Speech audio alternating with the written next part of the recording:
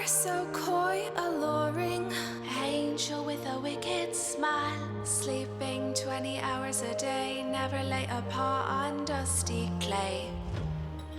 I'll keep your litter natural, no chemicals in your nostrils, just corn below, so every time you go you'll know your don't stink. World's best cat litter for the world's best cat.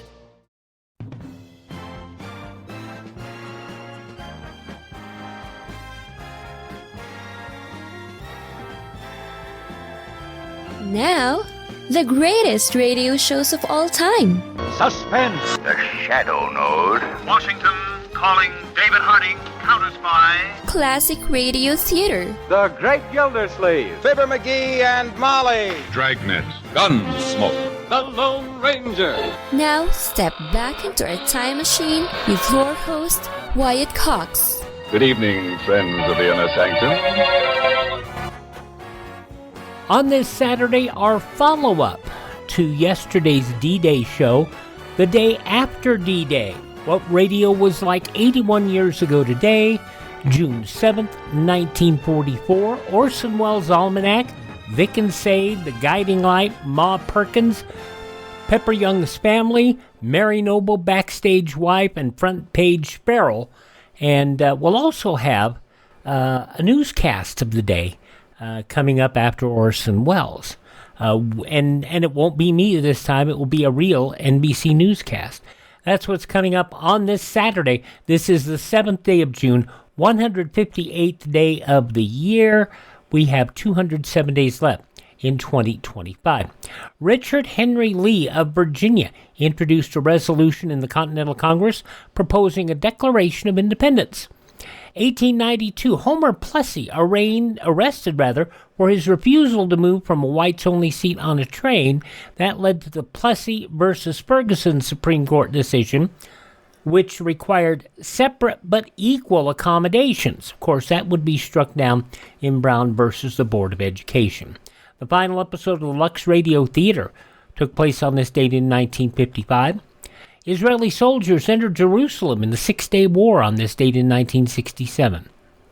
In 1981, Israeli warplanes flew over Iraq, destroyed a nuclear power plant under construction near Baghdad. Israeli radio gave the government's justification for the bombing. Israel had learned from the most reliable sources that the reactor was to be used for the manufacture of atomic weapons comparable to the ones used at Hiroshima. Given the Iraqi regime at the time, it wouldn't surprise anybody. Priscilla Presley opened Graceland to the public on this date in 1982. The bathroom where Elvis died 5 years earlier kept off limits. Groundbroken on this date in 1993 in Cleveland for the Rock and Roll Museum and the Hall of Fame. The Who's Pete Townsend said he hoped the museum wouldn't be just a relic to rock's past. Let's hope it doesn't become a monolith to a bunch of dinosaurs. Then the cynics would have their way with us. I'm not dead. Yeah, that sounded a little sarcastic to me. Oh, it was on this date in 2003, the Reverend V. Gene Robinson elected the first openly gay bishop by New Hampshire Episcopalians in 2003. And it was on this date in 2008, Hillary Clinton gave up on her campaign for the presidency. Take our energy, our passion, our strength, and do all we can to help elect Barack Obama the next president of the United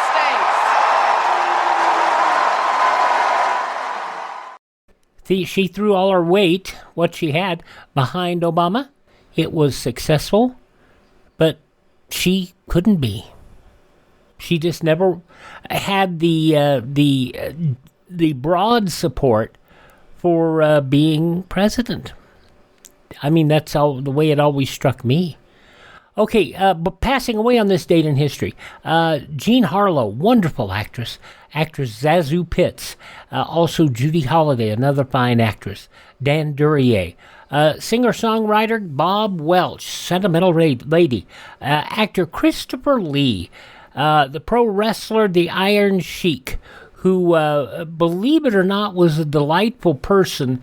You know, he had strong opinions, but he away from the ring turned out to be a delightful fellow, and actually did a very good job in convincing people he was evil. Iron Sheik passing away 2 years ago today, and passing away last year on this date, astronaut, lunar explorer William Anders. Now let's look at birthdays on this date of those who are no longer with us. They include Beau Brummel, the fashion leader. Yes, there really was a Beau Brummel.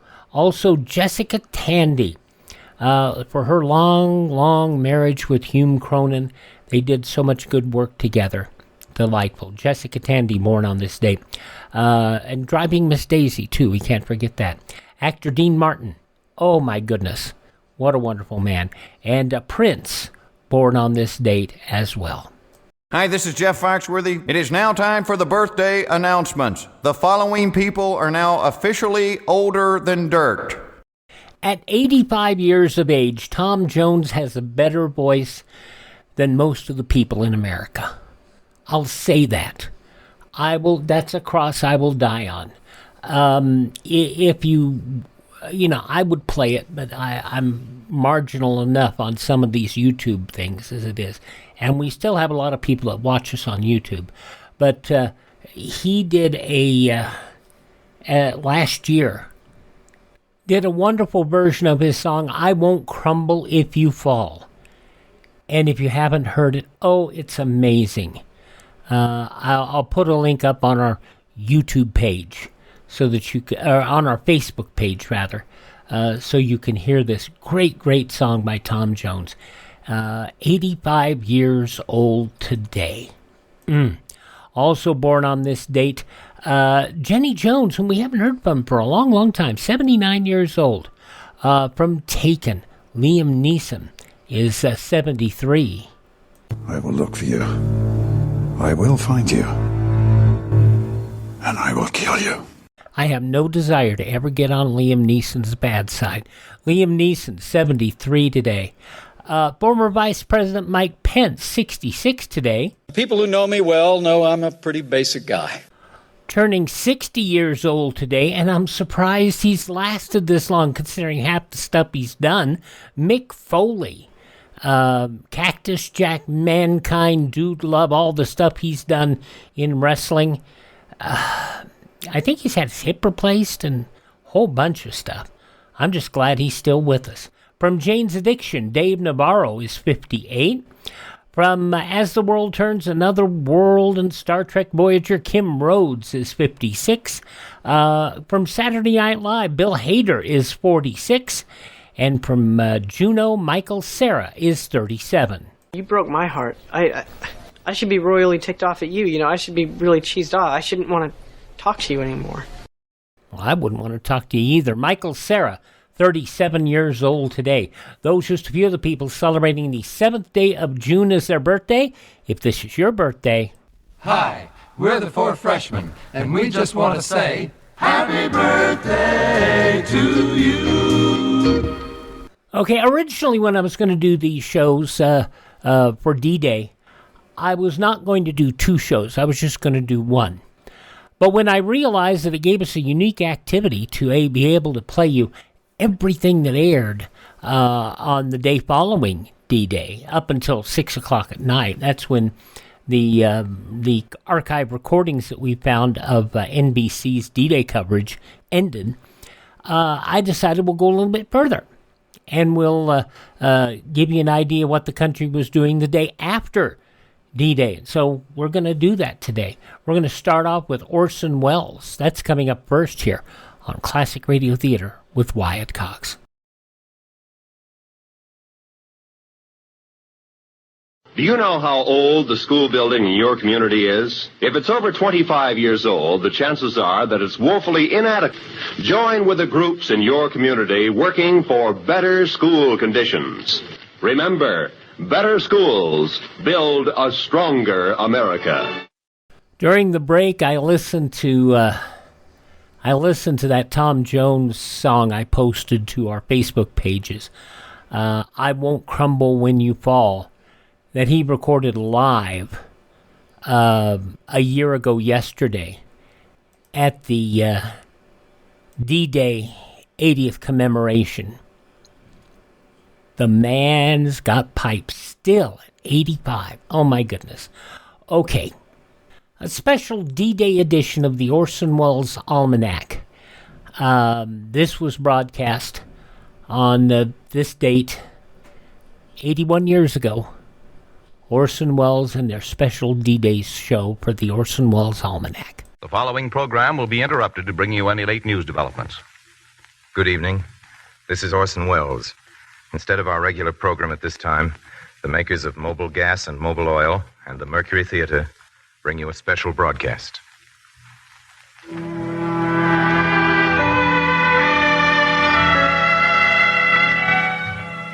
My dearest son, I guess June 6th and 7th will be always remembered in history.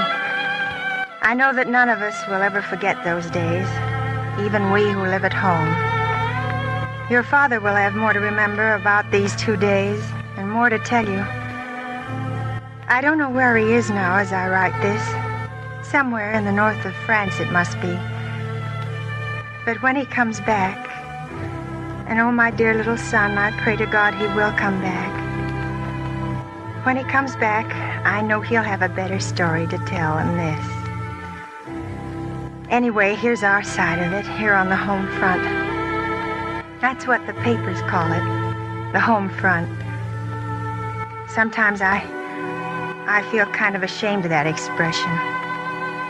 It really isn't much of a front. We do have trouble getting houses, and there isn't much room on the streetcars.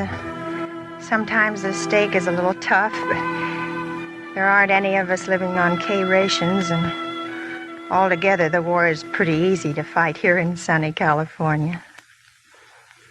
We work hard, and don't let anybody tell you we've let down because we haven't.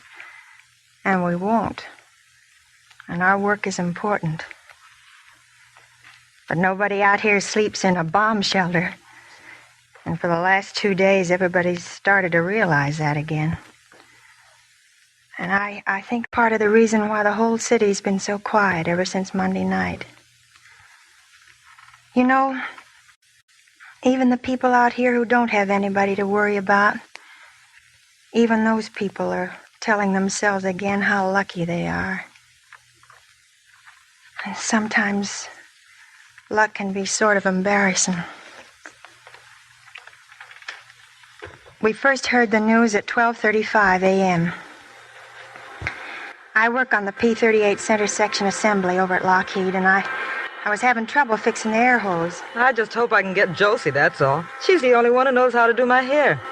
Hand me that, will you, please? Why don't you go where I go, Lillian? Well, I hate to change. I tell you what, we'll meet for lunch tomorrow, and I'll take you. I used to have a lot of trouble. They always left it too flat at the sides. It made my face look too hard. Attention, everybody. We have just heard the following news on the radio. Under the command of General Eisenhower, Allied naval forces, supported by strong air forces, began landing Allied armies this morning on the northern coast of France.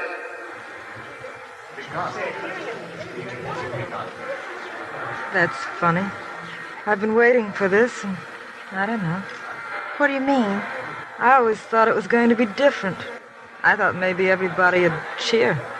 It's too early to cheer. Here is the text of the order of the day from General Dwight D. Eisenhower announcing invasion of Europe. You are about to embark upon a great crusade. The eyes of the world are upon you, and the hopes and prayers of all liberty-loving peoples go with you. You go with superior arms, security from the air, and incontestable right on your side. Let us all observe a minute's silence for prayer.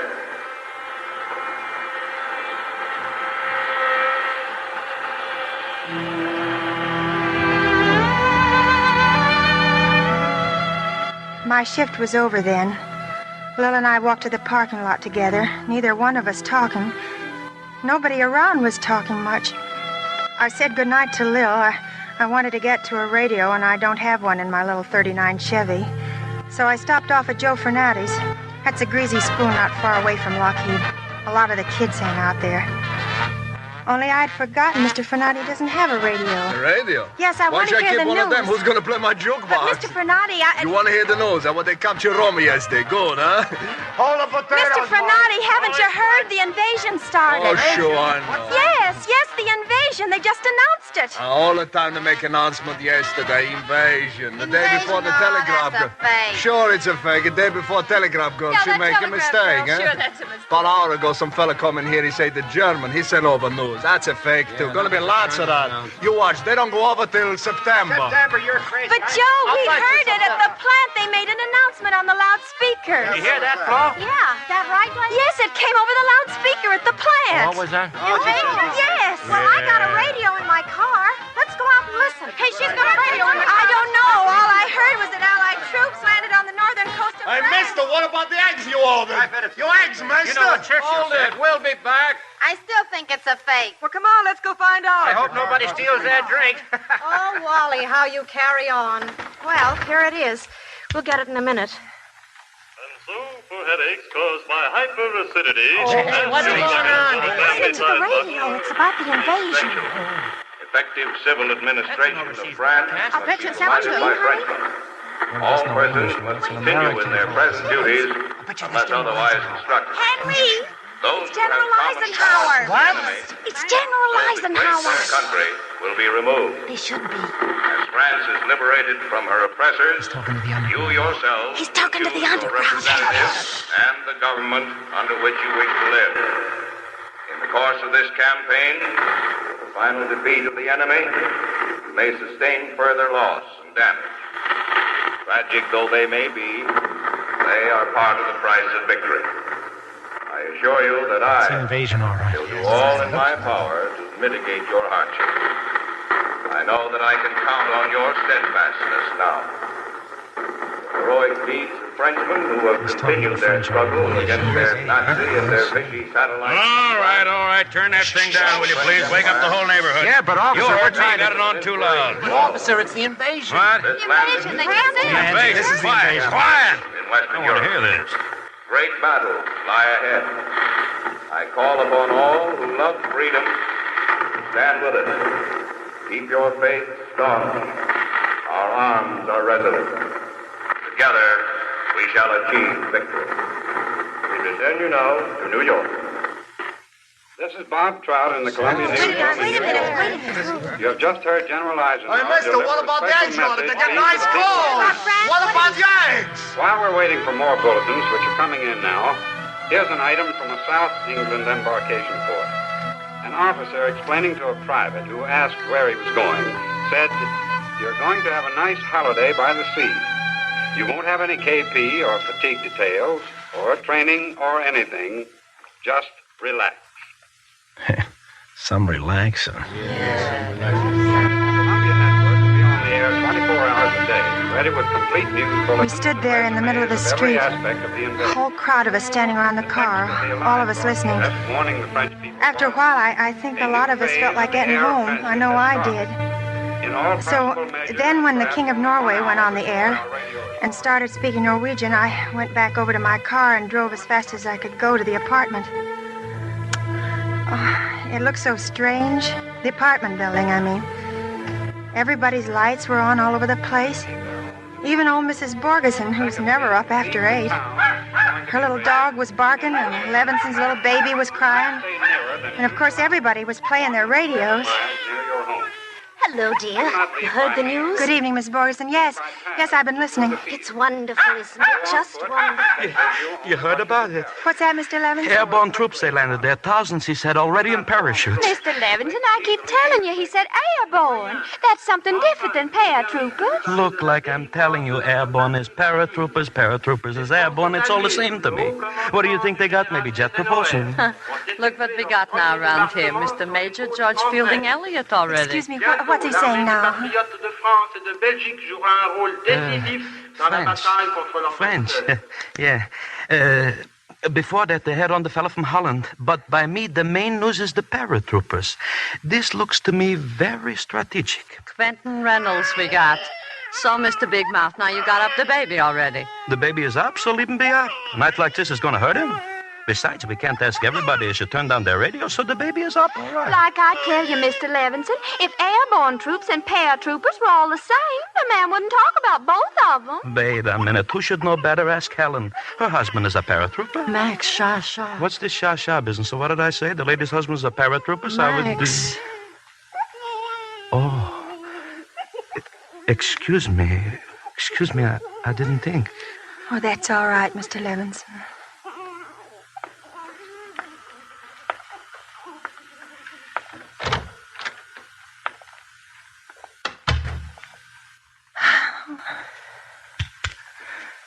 Just tuned in, but I can see we're not going to have time.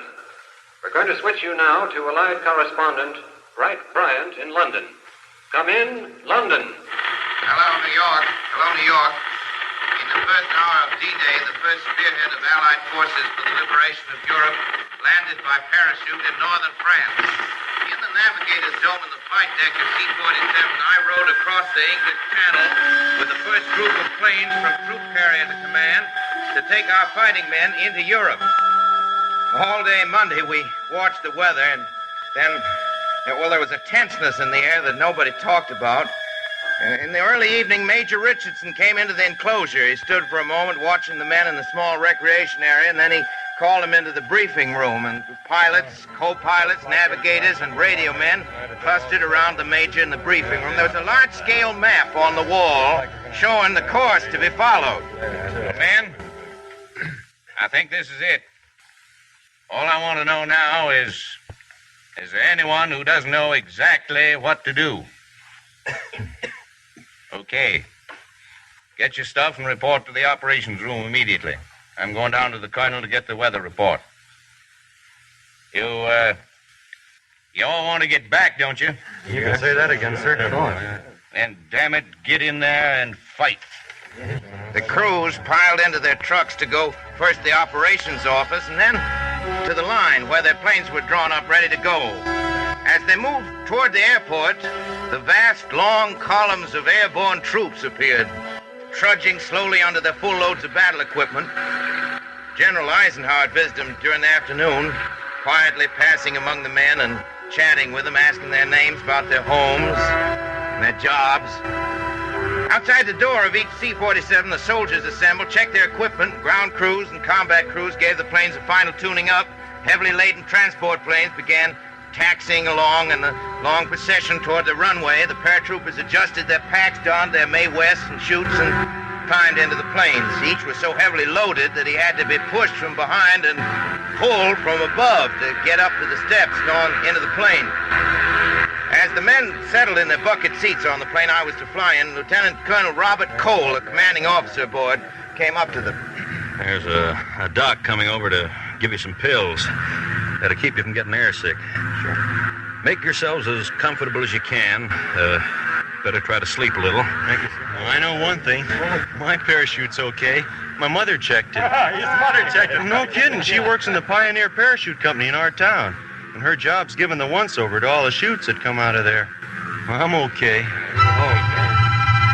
Almost before we knew it, we were trundling past the operation buildings and the control tower, and then, foot by foot, almost inch by inch, we began to rise above the fields and trees of southern England. All about us and below us was such a glimmering fabric of light as I had not seen in the 8 months I had been in blackout England. 4 times we circled the field, its runways, perimeter, outlined in sparkling white lights. Through the sky, formation lights of the planes strung almost to the limit of vision. Look, for all the world like holiday decorations. As the long procession straightened out and its pre-established course, signal lights blinked and navigators checked their speed and direction with the pilots began their continuous plotting of positions. We were right on course and 1 minute early. I went back to see how the paratroopers were riding. More than half of them had taken the colonel's advice and were dozing with their heads back against the wall and their feet stretched out in front of them. The rear door was open, and down below I saw more signal lights blink, and then we crossed the coast of England. And pushed out over the channel. The sea was calm, and soon the moon brightened the water, made the ripples below us twinkle. Hey, Tiny, tell the Colonel it's 30 minutes till jump time. Yeah. I looked straight ahead, and I caught my first glimpse of the coast of France. Navigation had been perfect. We could see the beach ahead precisely at the point we'd studied it on the maps and aerial photographs. The moon was almost full. And as our strong ship crossed above the breakers into the air of France, we plunged into a bank of cloud or fog and lost sight of the plains around us. In a matter of 2 or 3 minutes, we were flying formation on instruments. Then we emerged into clear moonlight. The small fields looked peaceful with their orderly hedgerows. Now the paratroopers were on their feet, each adjusting his pack, snapping his ripcord over the static line. That's a cable which ran along the center of the cabin ceiling so that each chute would open automatically as each paratrooper jumped through the door. Are you all set? Everybody get everything? Here, get this thing hooked for me, and let's get going. That was Colonel Cole taking his place with his men. The jump lights, a small bank of signal lamps, were gleaming beside the door. They blinked, and then, before I could get ready to watch, the paratroopers started jumping. I wanted to know how long it would take the 18 men to jump, and I tried to count. 101, 102, 103, to the estimate of number of seconds, you know. It may have been 11 or 12, but no more, and then our passengers were gone. All except one. They jumped so swiftly, one had been pushed against the door frame and was thrown back into the cabin so violently that he was dazed. The men behind him had shoved him aside and gone on. After a moment, he climbed to his feet and started for the door. Staff Sergeant Eberle stopped him. I'm okay, Tiny. Let me go. Easy, soldier. Past the drop zone. I don't care. I'll find him. I'll get back. It's too late. You gotta let me, Tiny. The guys will think I'm yellow. Please, Tiny. I'm all right, I tell you. Relax, soldier. Nobody's gonna think you're yellow. You can't jump now. We'll be over the channel in a minute. Sit down and take it easy. You'll get another chance. I went back in front of the ship and looked out the glass dome.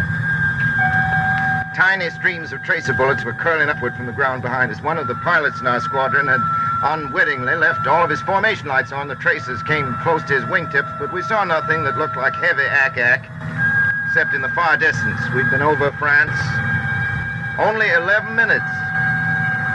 Behind us, we could still see an occasional flare, and below a few more ships, but we couldn't tell what they were. The Battle of Europe had begun, and our squadron had delivered the first Allied soldiers to their scene of action. This is Bright Bryant in London, returning you now to New York.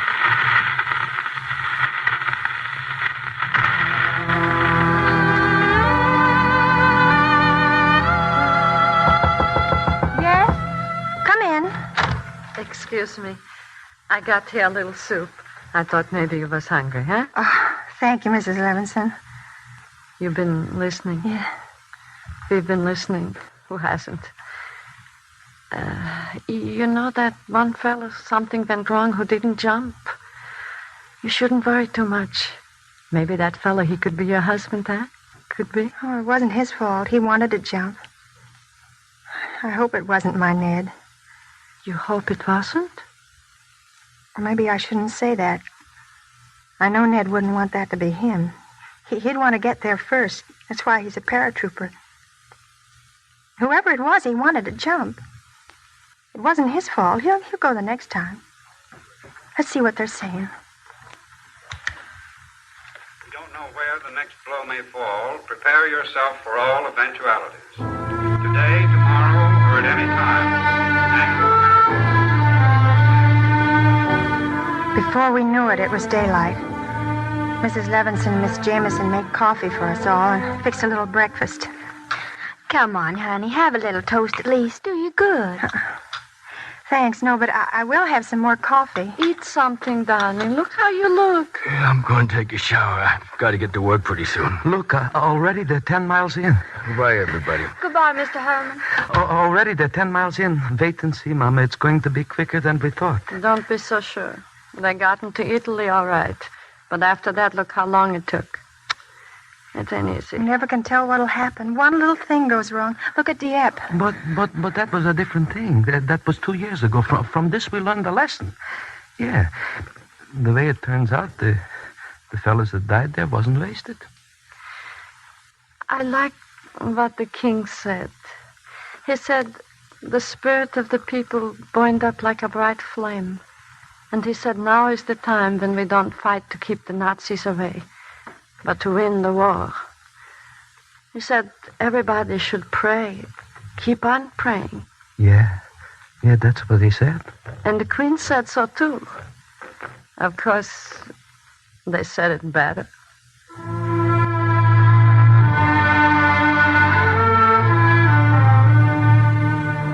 I tried to get a little sleep, and then about 1 o'clock I went over to Lillian's and we sat by her radio for a while. She phoned the beauty parlor and canceled our appointments. And then we got to talking and decided to go and sign up for nurse's aid. You can do that on a part-time basis. And then we went to work.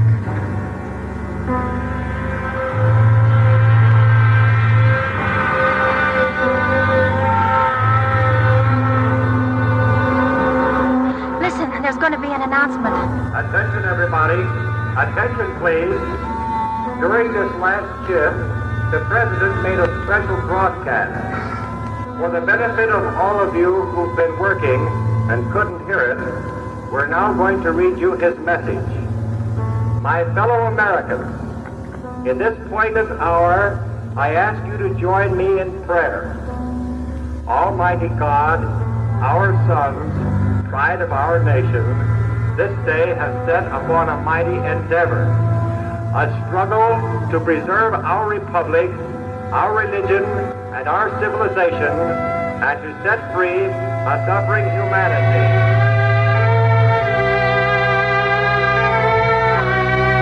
Prevail over the unholy forces of our enemy. Help us to conquer the apostles of greed and racial arrogances.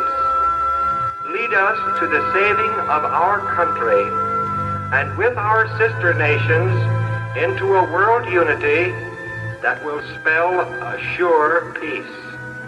A peace invulnerable to the schemings of unworthy men, and a peace that will let all men live in freedom, reaping the just rewards of their honest toil. Thy will be done, Almighty God.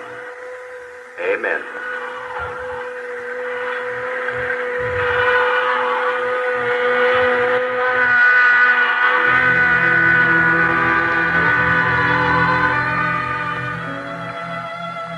Lillian slept in my apartment Tuesday night. Of course, we didn't really sleep. We listened and read and listened. We heard today from our headquarters that we're making progress on the whole front. We heard all kinds of things. Rumors and facts and more rumors. Some things were important and some weren't, but I don't know. Somehow these last few days, everything seems important. One little story made a big impression on me for some reason. It was about a Brooklyn G.I. Joe in Rome. Papers didn't give his name. He got up on the balcony where Mussolini used to stand. We've all seen it in the newsreels. And then he made a speech like Mussolini used to make. Oh, it must have been funny. That Brooklyn boy making faces and shouting double talk and the crowd below him loving it. I got the idea. They'd heard double talk from that balcony before. Only now, this time they could laugh at it. Out loud. And speaking of double talk, the first official Japanese statement about the invasion was pretty funny, too, in its own peculiar Japanese way.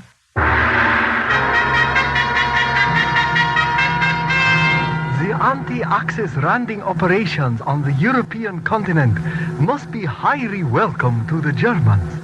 We can well imagine the jubilation in the German High Command on the receipt of the news of the invasion. Thank you.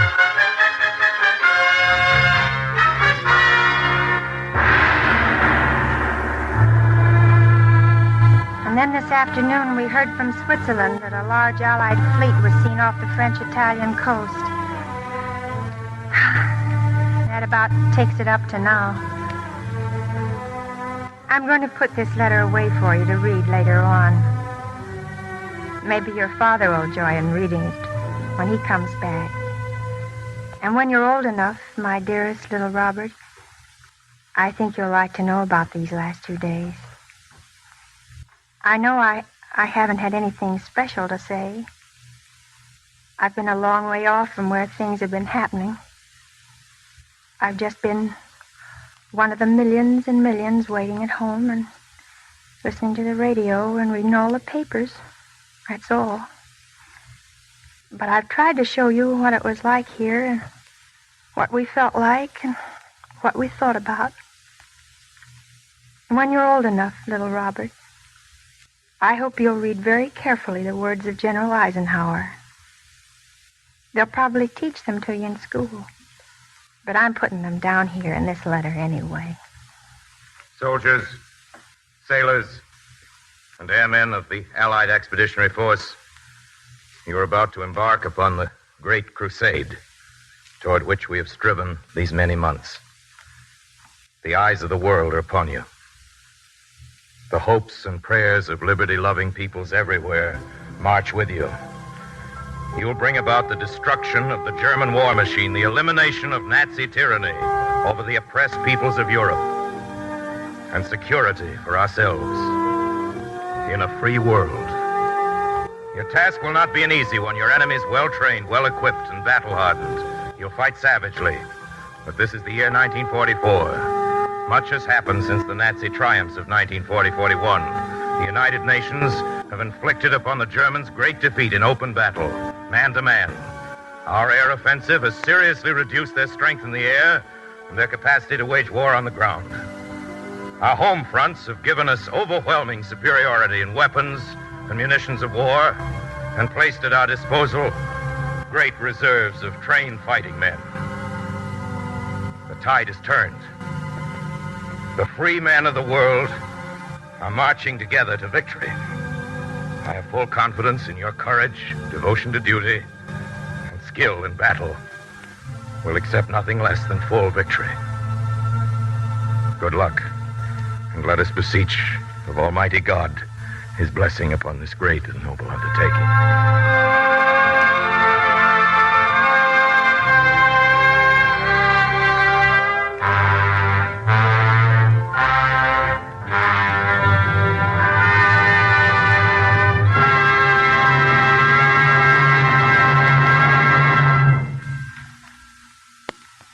That was his order of the day, General Eisenhower's.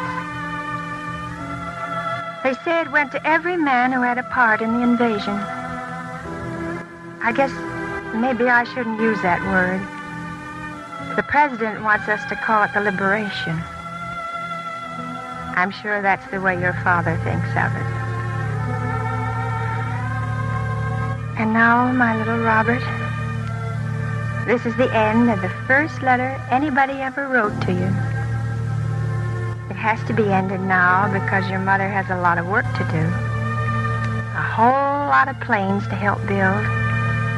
And she hasn't got much more time for work. And even if by any chance your name shouldn't be Robert, if it should turn out to be Dorothy, I know you'll want to hear about these last 2 days. June 6th and 7th, 1944. Your loving mother.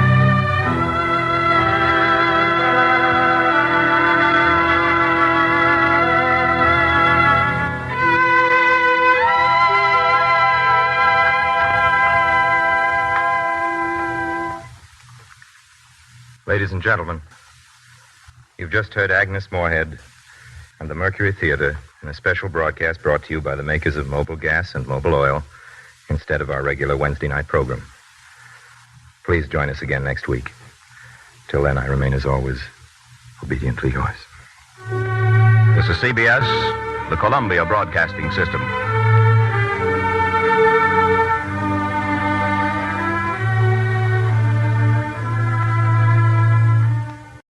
When motivated, Wells could get you.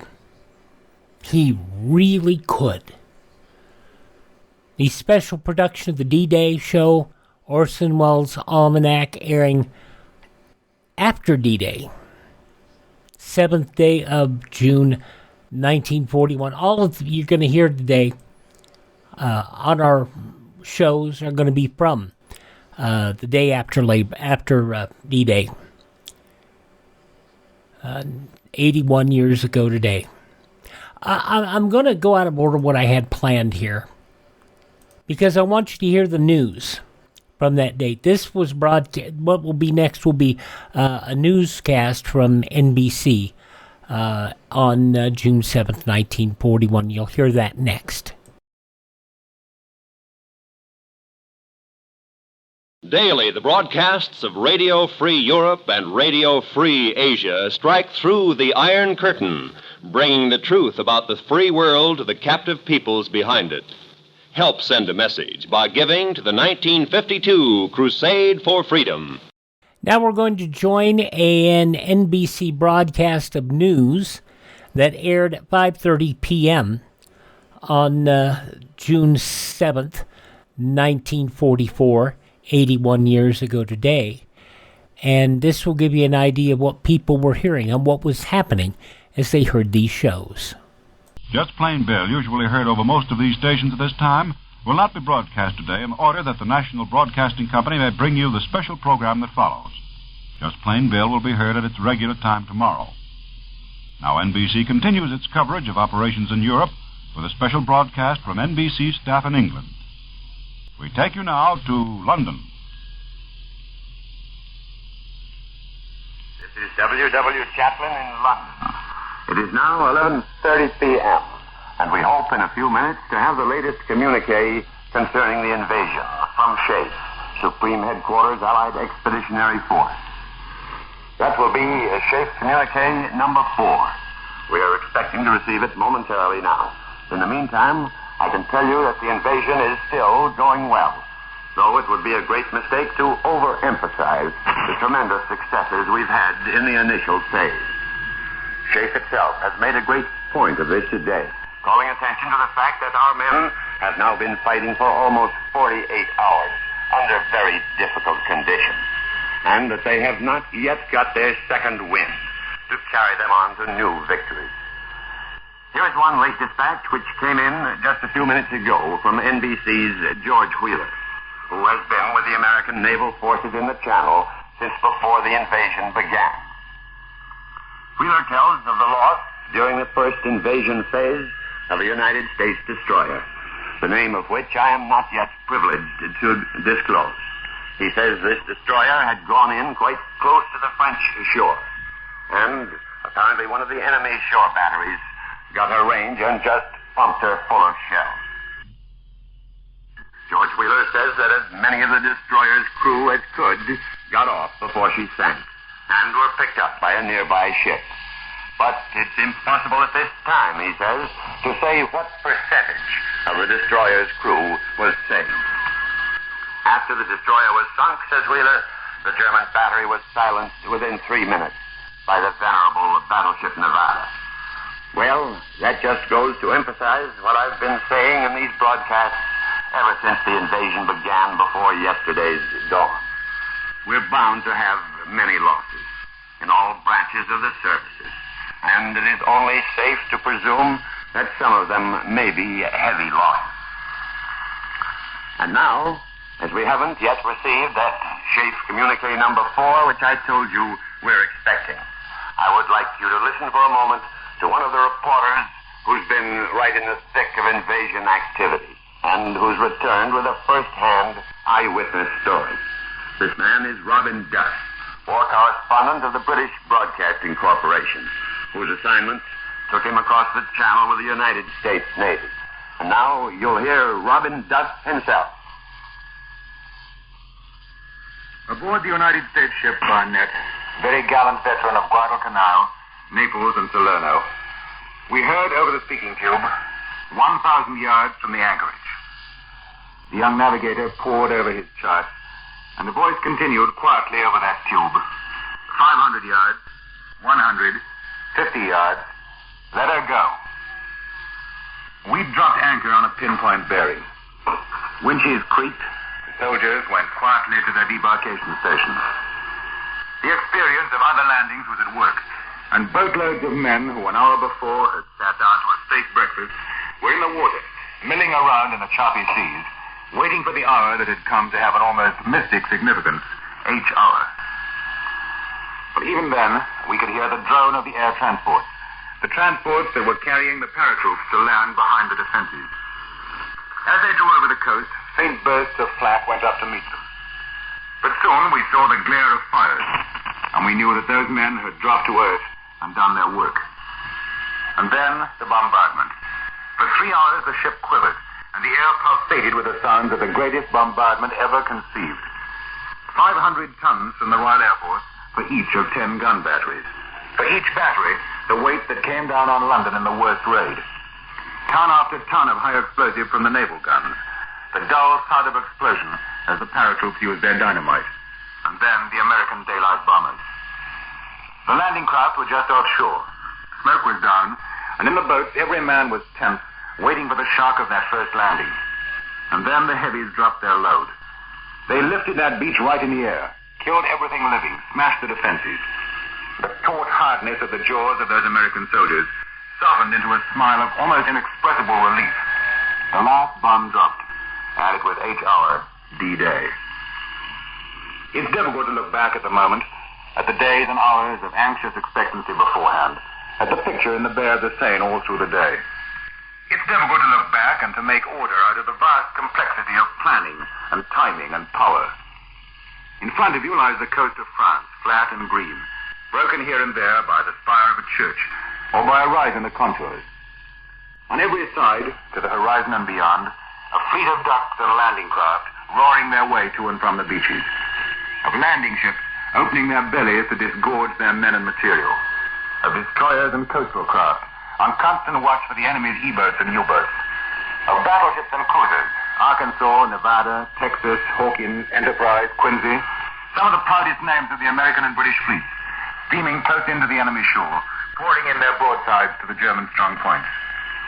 It was a picture that put a lump into your throat and left the tears not very far from your eyes. And all the time, high overhead, liberators and fortresses, marauders, lightnings, thunderbolts, and spitfires went on their missions of attack or protection. As the small craft came back, a new fleet hove into sight. More men and material were ready for the moment when the commanders called for them. And as they came, the small craft drew alongside the Barnett. Men whose job was done had come back to their parent ship. They brought others with them, men whose job had also been done, and who had given their lives in the doing of it. Sad-faced sailors helped the wounded aboard and carried them to the doctors. And they carried one stretcher with a gentleness that hurt in the midst of this din of battle. The man on the stretcher was wrapped in the flag of the United States. Even at the greatest moment of this greatest of all military operations, there was a time to pay respect to the men who died in helping to win a magnificent success. Success it was. The fighting on land is hard and bitter, and only the first stage has been accomplished. But that first stage has been carried through with supreme efficiency. It's been carried through by the forces of 3 countries, integrated, equipped, commanded, and of great courage. Thank you, Robin. You have just heard Robin Duff, BBC war correspondent, who witnessed the initial phase of the invasion from a vantage point on an American naval vessel. And now, here is that communique number 4, which I told you we were expecting. It reads like this, quote, Allied troops have cleared all beaches of the enemy and have in some cases established links with flanking beachheads. Inland fighting generally is heavy. An armored counterattack in the Caen area on Tuesday evening was repulsed. Enemy resistance is stiffening as his reserves come into action. The landing of troops and seaborne military supplies continues on all beaches, despite the northwesterly wind which has persisted since the assault. Shortly before dawn today, light coastal forces while sweeping to the eastward, encountered a superior force of enemy craft. Action was immediately joined, and damage was inflicted on the enemy before he could make good his escape. Enemy coastal batteries, which were still in action today, have been silenced by Allied naval forces. It is not yet known whether all has been finally reduced. Allied aircraft have been directing the fire of the USS Texas, Captain C.A. Baker, USS. Wearing the flag of Rear Admiral Carson F. Bryant, USN, and HMS Glasgow, Captain C.P. Clark, DSO, RM, who, together with other Allied warships, had been engaging inland targets behind the beaches. Allied aircraft of all types and in great strength have closely supported our land and sea forces. Early this morning, airborne operations were resumed on a very large scale. Supplies and tactical equipment being delivered to our ground forces. In 2 operations this morning, medium and light bombers attacked large troop concentrations and military buildings close behind the enemy lines, as well as gun positions in the battle area and railway lines south of the battle area. Road, rail, and other targets, including armored vehicles, troop concentrations, gun positions, and ammunition dumps, were also attacked during the morning by fighter bombers. Heavy bombers, in medium strength, attacked focal points on the road system in the area south of Caen early this afternoon. Fighters escorted the bombers and also strafed and bombed railway yards, locomotives, trains of oil tank cars, flak towers, radio installations, and airfields over a 40 to 50-mile area south and southeast of the battle area. Continuous patrols were maintained over shipping, the beaches, and the battle area. More enemy aircraft were encountered than on Tuesday, and a number of them were shot down. That's the end of Shafe's Communique number 4. This is W.W. Chaplin, returning you now to the NBC newsroom in New York. And here in the NBC newsroom in New York is Robert St. John. And here are a few bulletins that have come in while Bill Chaplin's been talking to you. The first one is a bulletin from Supreme Headquarters, Allied Expeditionary Force, which says that General Eisenhower has made the journey across the English Channel today to the beachhead vicinity in a Royal Navy warship. Along with him was Admiral Sir Bertram Ramsay and also several staff officers. And here's another bulletin which says that returning Marauder bomber pilots reported tonight that the French city of Coutances on the lower side of the Cherbourg Peninsula is burning. And here's something that our NBC monitors, who are sitting right outside this glassed-in studio with earphones over their heads, here's something that they have picked up today from the shortwave radio. They heard a German underground radio station reporting that Adolf Hitler is not at the Western Front at all. As a matter of fact, this German underground station said that Adolf Hitler is still at his hideaway at Berchtesgaden, and that he's been there all the time, and that this story about him being at the Western Front is just so much Nazi propaganda. And here's an interesting little story.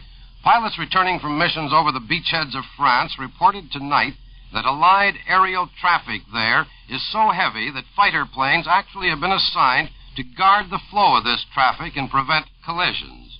Well, what that amounts to is aerial traffic cops, isn't it?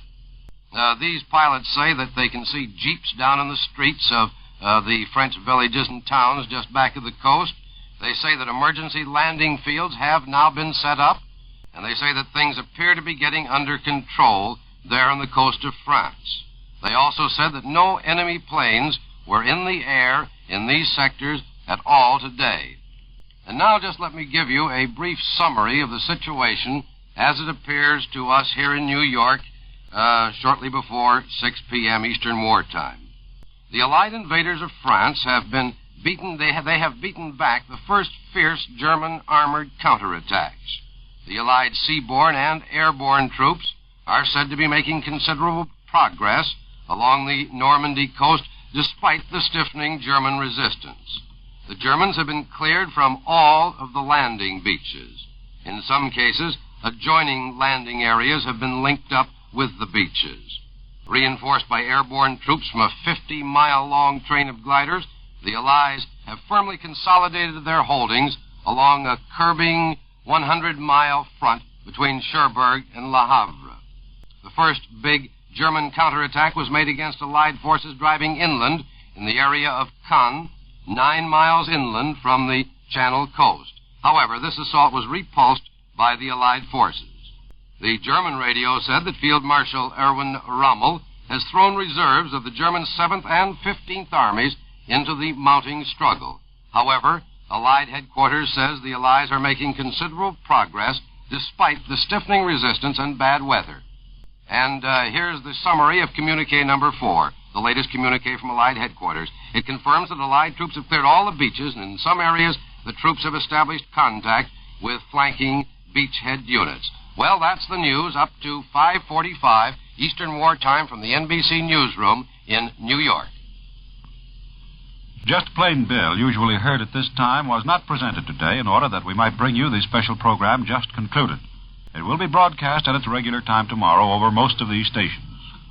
This is the National Broadcasting Company. That gives you an idea of what was going on at the end of D-Day +1. On this date, 5:30 p.m., June 7th, 1944, 81 years ago today. Some of you have asked about soap operas, and this is the best day to give you a raft of soap operas that occurred on this day. Some of them you'll hear references to D-Day.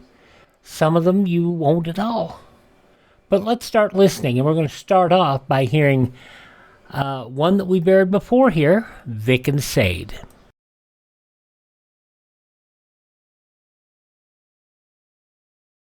Americans have always been noted for their know-how. And you young men in search of a career, you can put this practical talent to excellent use in one of our nation's many engineering schools. At the present time, we need engineers.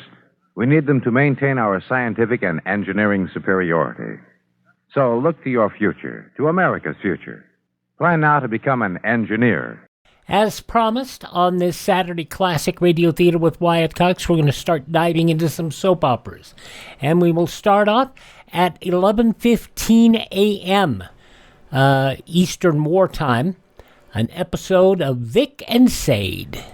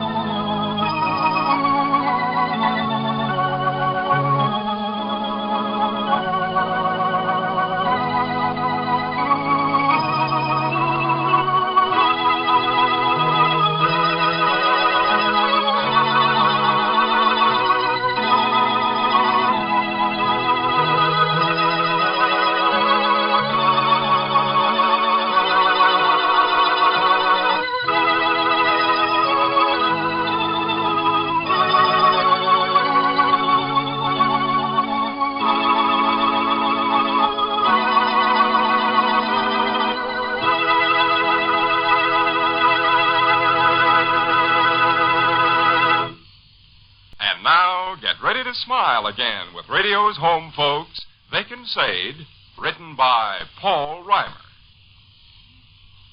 Vic and Sade is brought to you by Procter & Gamble's Crisco, the pure all-vegetable shortening.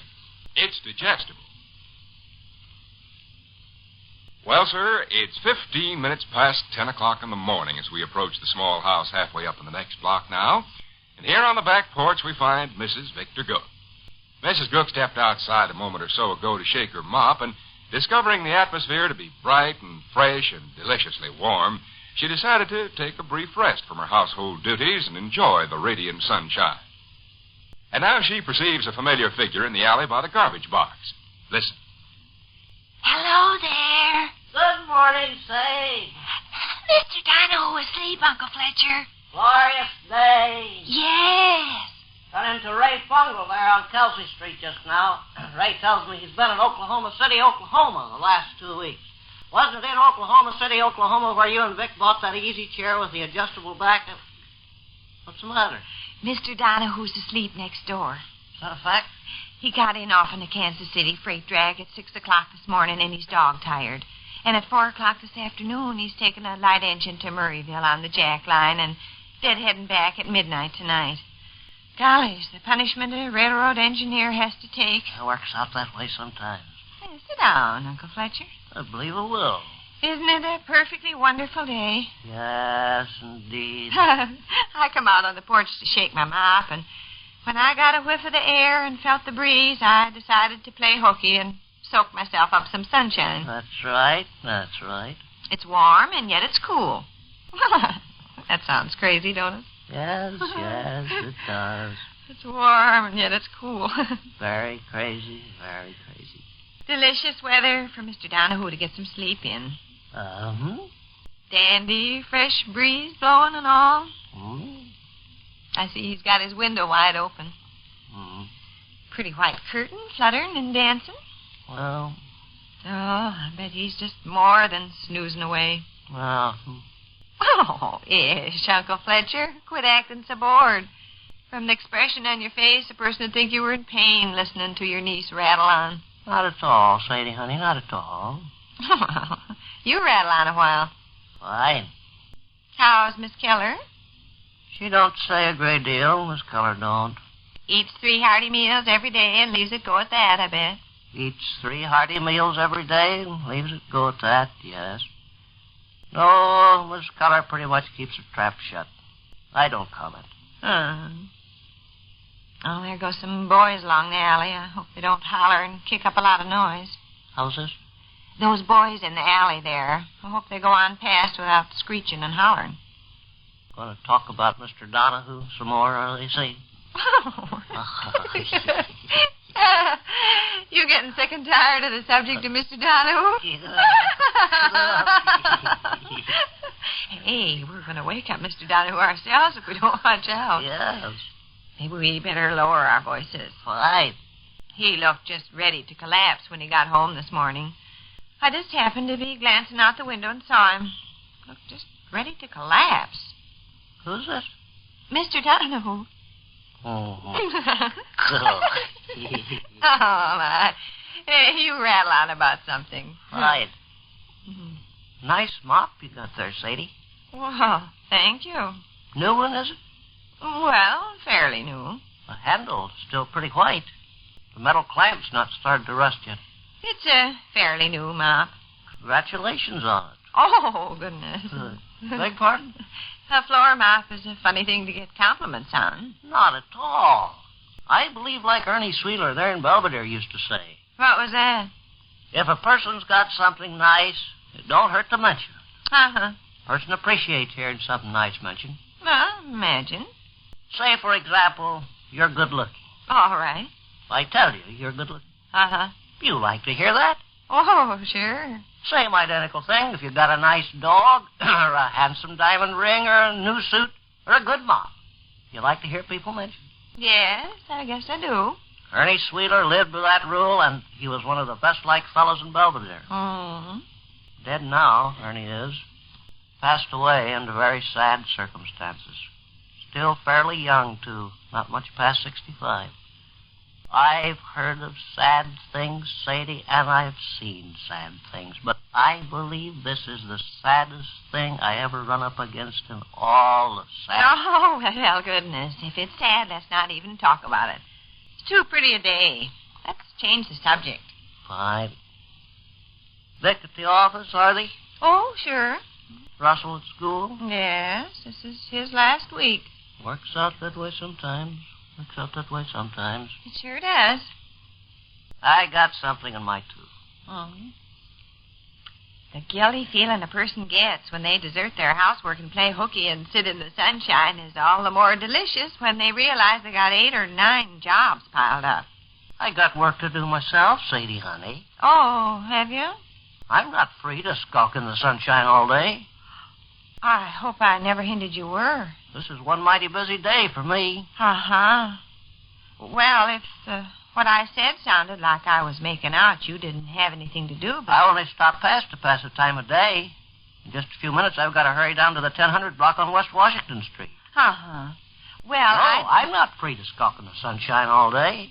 Uncle Fletcher, I've offended you. Gosh, I never had any idea in the world. I got just as much to occupy my time as anybody else has. Uncle Fletcher, I'm afraid we're talking too loud, Mr. Donahue. What? I'm afraid we're talking too loud. We'll wake up Mr. Donahue. Fine. No, not fine. I've got to go down to the 1000 block on West Washington Street. Oh? I have an appointment with Bert Choffer there in Choffer's shoe repair shop. Having your shoes repaired, are you? I'm having the laces changed. Oh, my. What's funny? Oh, it's nothing. I'm just silly this morning, I guess. Uh-huh. You're going clear way out to the 1000 block on West Washington just to have your shoelaces changed? Bert Choffer's an expert at it. An expert at changing shoelaces? Yes. Well, I should think you could change your own shoelaces at home. What are you laughing at? Am I laughing? Eyes dancing around your head like you was going to bust out any minute. No, but I guess it does strike me strange a person go to all about I it. wear elkskin shoelaces, Sadie. It's a chore to put elkskin shoelaces in shoes. It takes strength to do it. And it takes a knack and years of practice. No, thunder. If it was just ordinary shoelaces, naturally I wouldn't bother going clear out to Bert Choffer's place. But I'm talking about elkskin shoelaces. Look at my shoelaces once. Huh? Yeah, I can see why you laughed. No, this is elkskin shoelaces I'm talking about. Well, certainly look substantial. They are substantial. They are substantial. Mean and obstinate, I bet, to work with. Mean and obstinate is right. Sadie, honey, I'll go so far as to say this. I'll go so far as to say that I'd be willing to wager $5 silver you couldn't change these elkskin shoelaces into another pair of shoes if you were allowed 8 hours in which to negotiate the job. Well, I imagine you'd win the wager. Why, you'd give up in terror and desperation and scalding tears after 20 minutes. It's no laughing matter. Hold up your foot once. No. Hold it up. Hold it up. Yes. Just plain ordinary cotton. Just plain ordinary cotton. Plain, common, ordinary, 5 cents a pair of cotton. Oh, well, ish. Quit running down a person's shoestrings. Take your foot back, Sadie, honey. I'm through with it. Well, thanks for nothing, I'm sure. No, I can see why you laughed when I said I had an appointment with Bert Choffer, Choffer Shoe Repair Shop there on West Washington Street to have the laces in my shoes changed. Yeah. You didn't realize I had reference to elkskin shoelaces. No. Like murder, it takes Bert 2 solid hours. Lands, I wouldn't have thought. Hold up your foot again. Huh? Hold up your foot. Hold up your foot. Oh, ish. Hold it up. Hold it up. Oh, you quit treating me like a... Just like I thought. What's the matter now? Just like I thought. You lace your shoes the ordinary crisscross way. Well, sure I do. I'll call your attention to the way my shoes are laced. Let's see. This is the Cincinnati Overhand Triple Lock. What is? The manner in which my shoes are laced. Oh, for goodness sake. The Cincinnati Overhand Triple Lock. Oh. See how involved it is? Mm-hmm. Follow with your eye, please, the different directions this end of my shoestring travels. She comes up through this eyelet here. She crosses over, under, and around. Oh, it's like one big snarl. It's the Cincinnati Overhand Triple Lock. I'll say. Invented and developed by Morgan Perrin of Downers Grove, Illinois.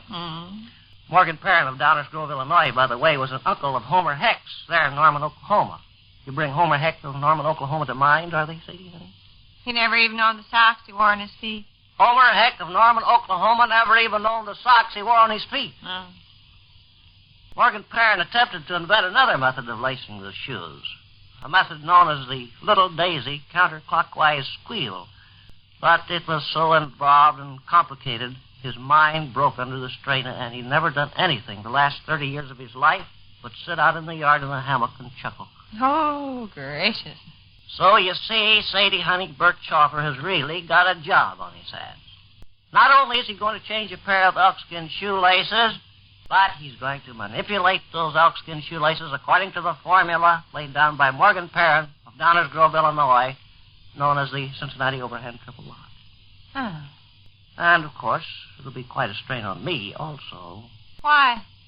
I'm going to stand and watch Bert while he does it.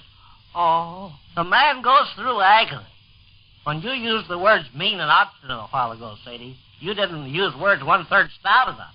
A man threading elkskin shoelaces in a pair of shoes and following the Cincinnati Overhand Triple Lock formula of lacing will perspire and sob and cry and shudder and whimper and pull handfuls of hair off on his head, and bite his lip, and sometimes fall over in a dead faint. My stars. Certainly no joke, I can tell you. Oh.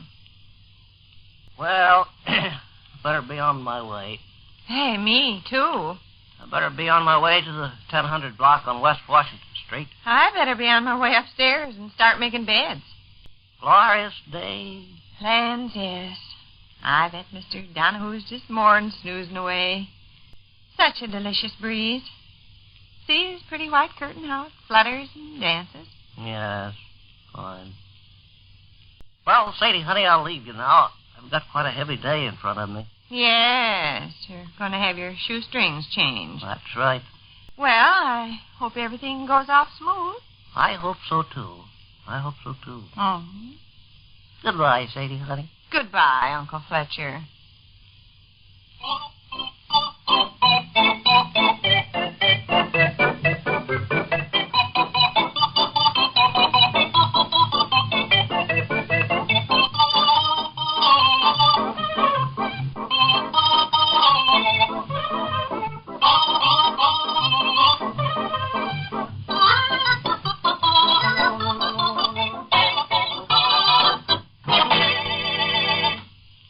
Which concludes another brief interlude at the small house halfway up in the next block. And don't forget to listen to Vic and Sade the next time. This is Ed Roberts saying good day for Crisco. It's digestible.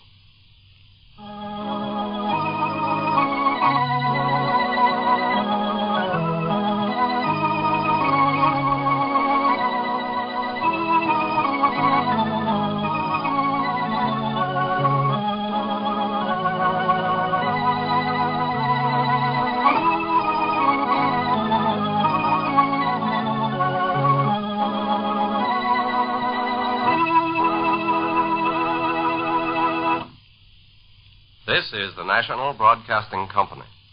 I hope you recognize that voice. Ed was being played by Clarence Hartzell, Doc Withers from Lum and Abner. So there you go. Another voice that is not difficult to recognize. 81 years ago, June 7th, 1944, Vic and Sade here on Classic Radio Theater with Wyatt Cox. Tomorrow we will have an hour with Fred Allen, Town Hall Tonight. We'll have the Judy Canova Show, The Life of Riley, and Lum and Abner. I don't think we'll have any Doc Withers in that one. All right, we're going to go in a moment here to 2 o'clock Eastern War Time for an episode of The Guiding Light.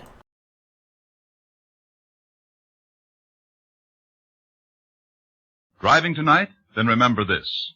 Most highway deaths are caused by two temptations, to cut out of line and to go too fast. Crossing the center line of the road is more dangerous than you realize. Statistics prove it. Excessive speed is just as dangerous as officials say. You can predict your own impulses, but you can never predict the other drivers when driving tonight. Drive cautiously, please. Now we're going to go back to D-Day plus one, 7th day of June, 1944, 81 years ago today. 2 o'clock Eastern War Time to hear an episode of a long-running soap opera, The Guiding Light. This is Ed Prentice, your host, welcoming you to the General Mills Hour, the living, breathing reenactment of the day-by-day activities of typical American people. We bring you what we believe to be the finest entertainment, drama and humor, and a philosophy that you and I can use in the important business of living.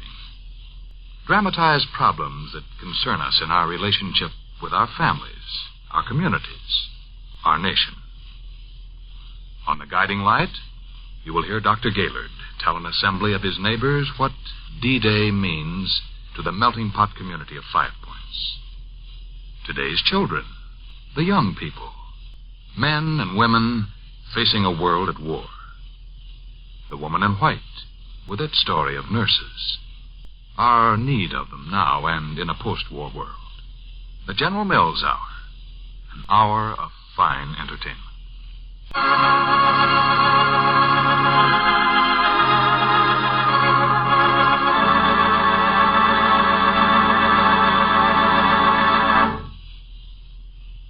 Guiding Light.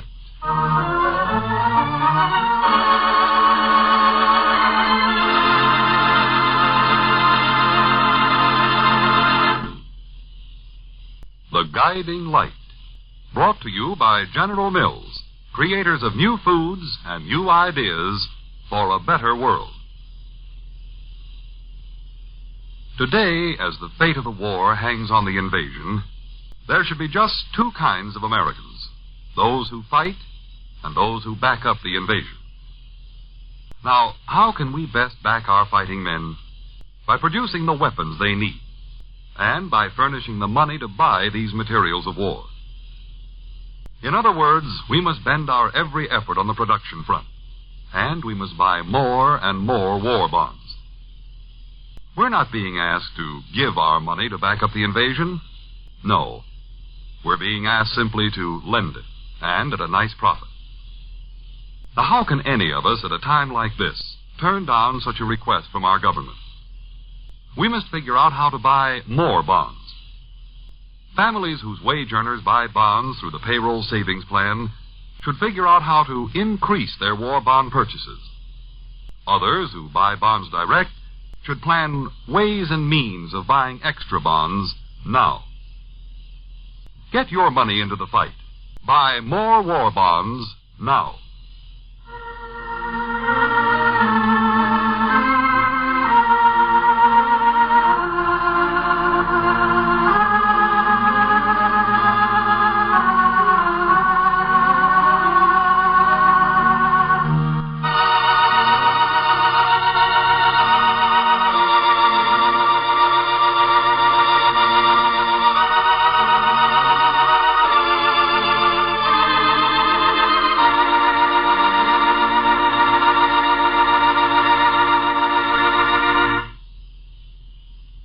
And now, the Guiding Light.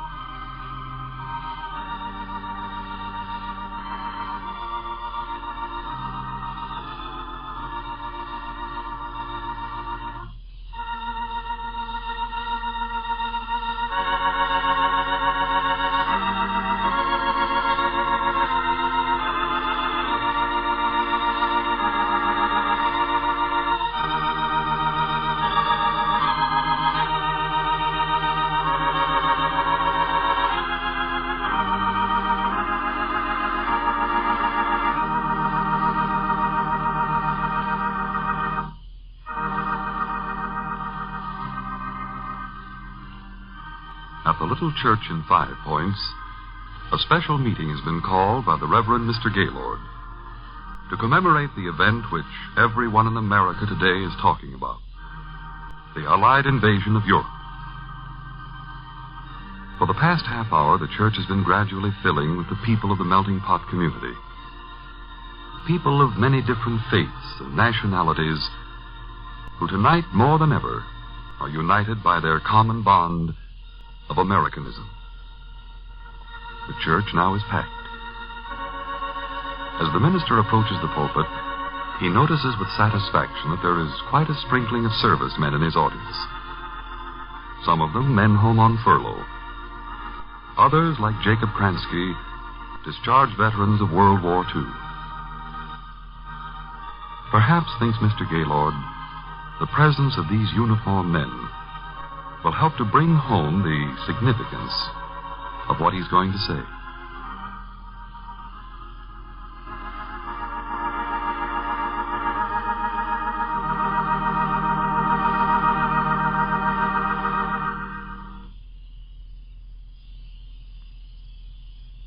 Friends and neighbors of 5 Points, you've heard, all of you, the thrilling news. which the radio and newspapers have been bringing us since early yesterday morning. The great battle to free Europe and destroy once and for all the power of its cruel oppressors has been joined at last. It is a time of glorious and momentous meaning for all of us. A time, surely, that we at home can best observe, indeed consecrate, by determining to do everything in our power to speed the day of victory. It is clear to all of us, I think, that we and our allies are now entering the final decisive phase of the war, so far as Europe is concerned. The struggle may be hard, may be long. The price of triumph, we can be sure, won't be cheap. The enemy has been hoarding his strength for the test of power that lies ahead. He'll use every ounce of that strength in a desperate last-ditch attempt to avoid defeat. But let us never forget that we, you and I, in our own community, can hasten the day when our boys, the laurel of victory won, will come marching home. With that thought in mind, let us gladly bear our share of the burden. A share that is so very light in comparison with that being borne by our armed forces. I know that for some of us, those who are unable to make a direct contribution by doing essential war work, the opportunities for aiding the men in the front lines may seem limited, insignificant. But let us not underestimate the importance of the small tasks we are given to do, the small sacrifices we are asked to make. Let us, by all means, cultivate our victory gardens, save our waste kitchen fats, buy as many war stamps and bonds as we can, and take a conscientious part in voluntary war activities. For these things, too, will hasten that day of joyous reunion with our fighting men, to which we all look forward. I know how many of you have sons, brothers, husbands, sweethearts overseas, some of whom undoubtedly are now seeing action for the first time. I know what a burden their absence places on your heart. How much you miss them, long to have them back with you in your home. And I know, too, how doubly great is the yearning of our soldiers, sailors, and Marines themselves to return to their homes and families, to the familiar scenes and pleasant occupations from which they were called in the line of duty. Their thoughts are of you, of your love, of 5 Points, of their jobs, the corner drugstore, baseball game. All those sentiments, privileges, comforts and pastimes, the big and the little things, which make up our American way of life. It is these things they are fighting for. These things their valor is preserving. These things which will be their reward when the smoke of battle has cleared and the light of peace again breaks over the world. It is almost 4 years since the Nazi peril to the hopes of free men reached its peak of ruthlessness and violence. Our military fortunes are now in the balance. Let us not yet take victory for granted and assume that right, truth, decency will automatically prevail. Our young men at the front know differently. They know the price of freedom, and they are paying it unflinchingly. Let us give them our help when that help is most vital. They must, they can, and will win. But in a large degree, it is up to us to decide when and at what cost. The critical days of the war lie ahead. We've arrived at the beginning of the end. Let us make that end swift and certain. Let's go all out for the boys. Let's bring them home.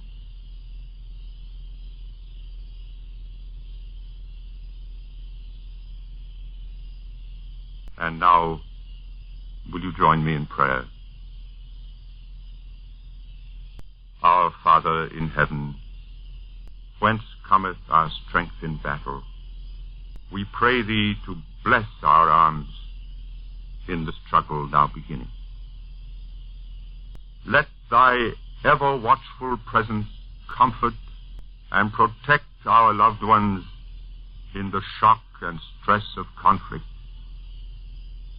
Give us at home the will to bear with unwavering devotion our share of the war's burden. And may those who are bereaved in the days to come find refuge in thy bounteous mercy. Be thou, O Lord, our sword and our shield. Amen.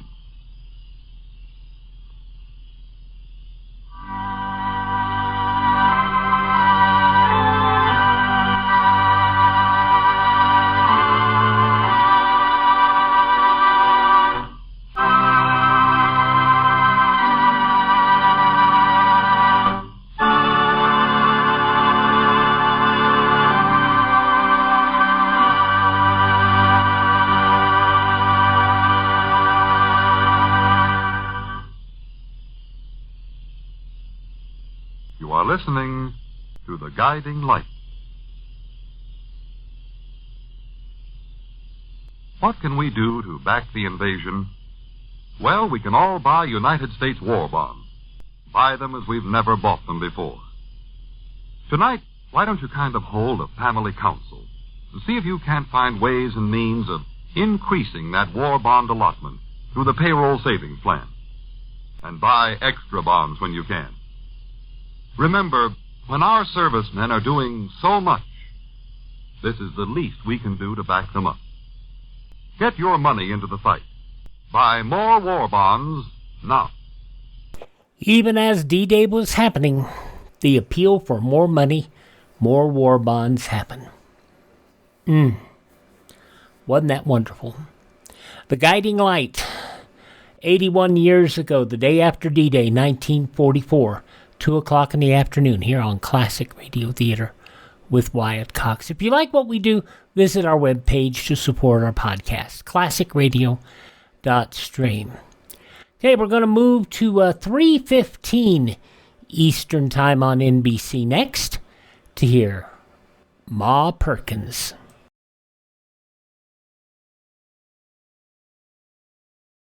Instead of going down, the annual rate of polio cases in this country is going up. Instead of growing panicky with fear in the face of such an unwelcome fact, there is a way in which we all can join the Army which is fighting to check this trend and ultimately defeat infantile paralysis. We can contribute to the March of Dimes.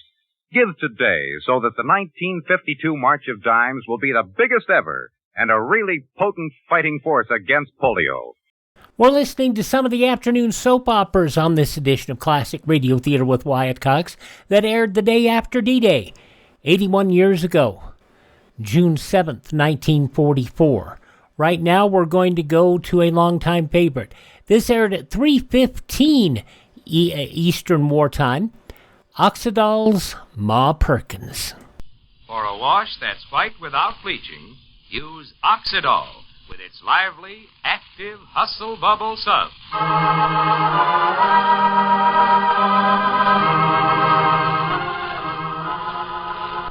Oxidol's own Ma Perkins.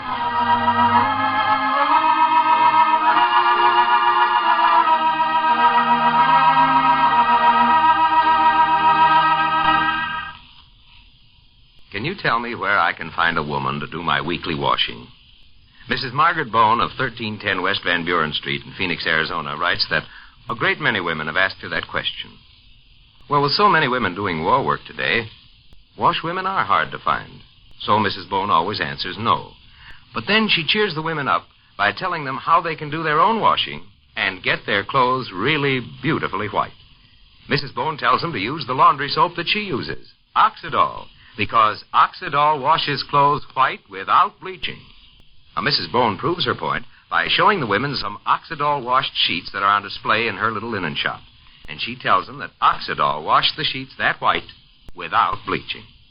So, washwoman or no washwoman, if you want to get your clothes brilliantly white, take Mrs. Bone's tip and try Oxidol yourself. You'll discover that Oxidol can wash your clothes brilliantly white. Yes, white without bleaching. Oxidol can do that because Oxidol's hustle bubble suds are so lively and energetic, they lift dirt out.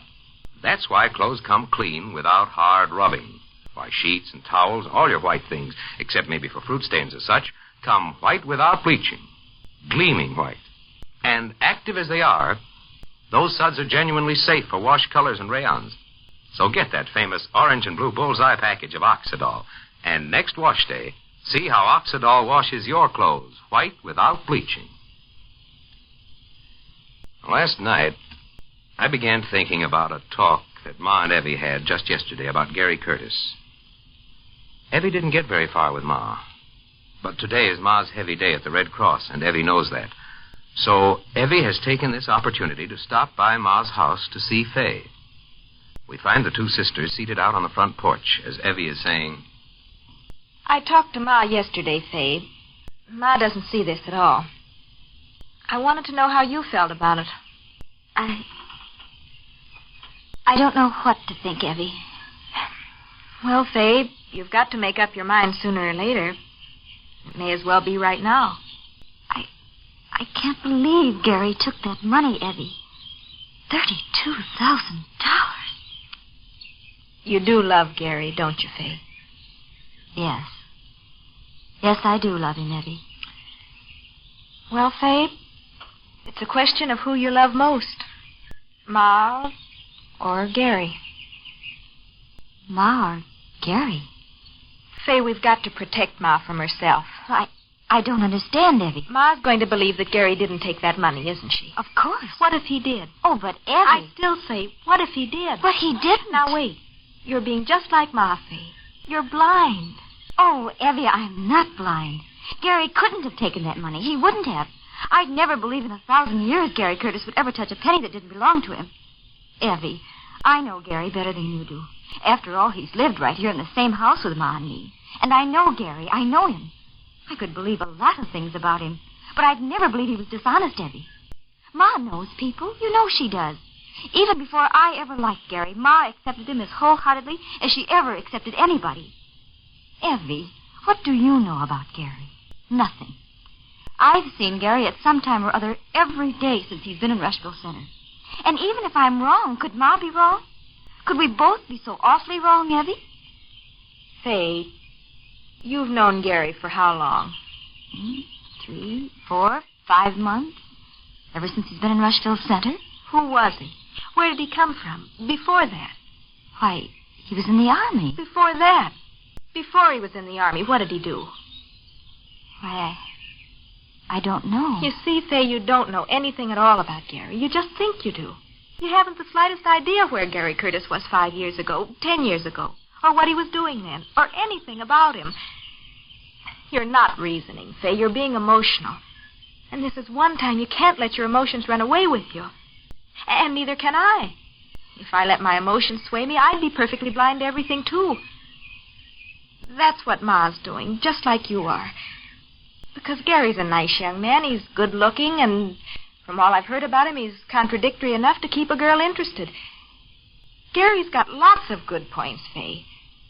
But I still say that neither you, Ma, nor I, or Willie, or Shuffle, or anybody know anything about Gary Curtis. Evie, what are you trying to get me to do? Faye, we've all talked it over. Willie and Shuffle and me. We're not going to let Ma get herself involved in this. Because we think enough of Ma, that's why. And the least we can do for Ma is to let her see this thing logically. But you're standing in the way. I'm standing... Evie, you... I know, little sister, it's asking a lot of you. But you've got to think of Ma. It's very possible that Ma's thinking more of your being close to Gary than she's thinking of Gary himself. I don't think Ma realizes that herself. $32,000 is missing. That's a lot of money. That money wasn't missing before Gary started to work at the Surlock plant. Why, this thing can be the biggest scandal Rushville Center's ever known. Do you want Ma connected with it? No. Faye, don't think this is easy for me. It isn't easy at all. I'd rather do anything than to have to ask you to do this. But you do it for Ma. Wouldn't you do it for Ma? Wouldn't you? I'd do anything for Ma. You know that, but... Faye, you've been accustomed to doing everything Ma says. Being the youngest and living here with Ma, that's only natural. But I'm older than you are. I know what I'm asking you, and I know it's for the best. I've got a good reason, Faye, a reason I haven't even told Ma. I can't tell her, not yet. And I can't tell you either. But I'm going to ask you to believe me and trust me. Believe that I know what I'm talking about. Won't you do that? Oh, I believe you, Evie, but think it over. But think it over without talking to Ma. Naturally, Ma's going to be thinking of you. And Ma's going to feel she should stick by Gary because of you. But Ma isn't going to realize that. But you do.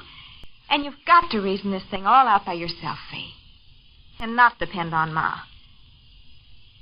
Even though she doesn't realize it, Ma's depending on us. On you and me. And we can't let Ma down. Now, what are you going to do about it?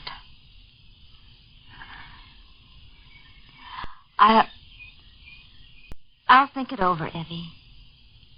I'll think it over.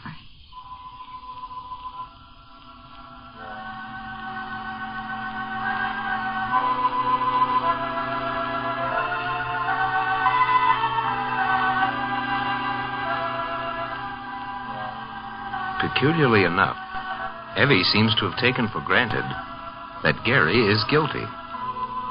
What is it that makes Evie so convinced? Who? And what is it that Evie can't tell either Faye or Ma?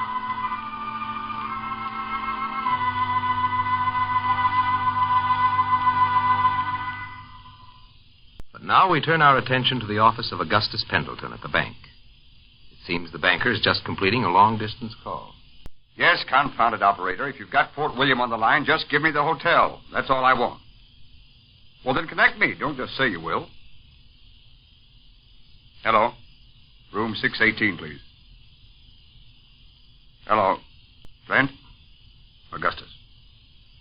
Look, Clint, I just called to tell you everything is going along according to plan. Smooth as silk, Clint. I've got everything working just the way I want it to. Now, Clint, that's just what I was afraid of. You stay where you are. Don't think of coming back here till I tell you to. I've got just a few little details and one big one to work out, Clint. The most important is yet to come. Pardon me just a minute. Oh. Somebody just came in. I'll call you back. But it'll only be a few days more, that I assure you. 2 or 3 at most. Goodbye. Confound it, Matilda. Can't a man even talk on the telephone in his own office? Bad enough at home. You have to just open the door and walk in like that without knocking? Oh, Augustus, you and your telephone calls. Ye gods, I can't even make a phone call without looking up and seeing you. The phone call shouldn't be so confidential, Augustus. I was downtown, just thought I'd stop by. Aren't you glad to see me? Huh. Oh, it's such a warm day, Augustus. You shouldn't get your blood pressure up like that. It isn't good for you. What you want to see me about? Well, can't a wife stop in at a husband's office? Does she have to have a reason? What is it? I haven't looked lately. Is your account overdrawn again? No, not this time, Miss Sweet. I was thinking of giving a dinner party, Augustus. What's the purpose of the dinner party? Same purpose. Gary Curtis. Oh, ye gods, are you back to that? Well, I never was away from it, Augustus. I've told you Gary Curtis is not coming into my home. I remember you did. That's why I thought I'd better mention it to you before I send out the invitations. Augustus, I'm not going to let Faye Perkins have Gary Curtis for her exclusive own. It's the reason why Gary isn't seeing Gladys. I don't know what it is, but I'm going to give them a chance to patch up whatever differences they might have. And I'm going to have a dinner party, and I'm going to invite Gary Curtis. Oh, you are? Yes, I am. And what brought on this sudden decision, might I ask? I see you so little around the house lately. I have to come down here to get an opportunity to talk to you. That and the fact I just met someone down the street. Are you interested in who I just met, Augustus? Who? Jeffrey Powell. Jeffrey Powell? Yes. Gary's father, you know. And Jeff's just as interested in Gary finding the right girl as I am. From all the indications, Jeff agrees it should be Gladys. Well, I thought it would be a good idea if Jeff and I discussed the situation. So I invited him to drop by the house tonight. I thought I'd tell you in case you're not going to be home as usual lately. Any objections, Augustus? Why, none at all, Matilda. Do, by all means, have Mr. Powell drop by the house anytime you like. And I'll be wanting to talk to Mr. Powell myself very soon. You might think that over, Matilda, and worry about it. Now, will you kindly run along and let me attend to my business?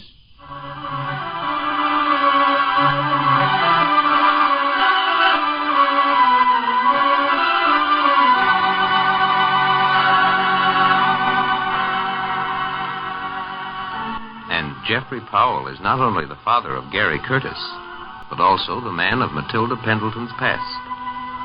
And Matilda eyes her husband in wonderment. Wonder so plainly written in her face, it's possible to read Matilda's thoughts. Almost as if we were hearing them voiced in Matilda's own words. Wants to talk to Jeff himself. About what?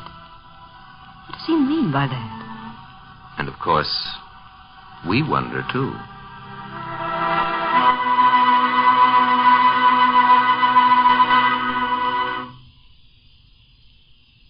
Why don't you tell women more about how good Oxidol is for dishwashing? Lots of Oxidol users have written in to ask that question. Now, if you're using Oxidol on wash day, you already know how Oxidol washes clothes white without bleaching. So, doesn't it stand to reason that a soap that good at laundry should work wonders on greasy dishes, too? Actually, Oxidol makes grease vanish. Yes, Oxidol's hustle bubble suds are so lively and active, they dissolve grease. And naturally, suds that active last and last. Now, they're active, but not strong or harsh. Plenty of women who use Oxidol every day have hands so soft and smooth that any woman could be proud of them. Try Oxidol on tonight's dishes and see for yourself how it dissolves stubborn grease.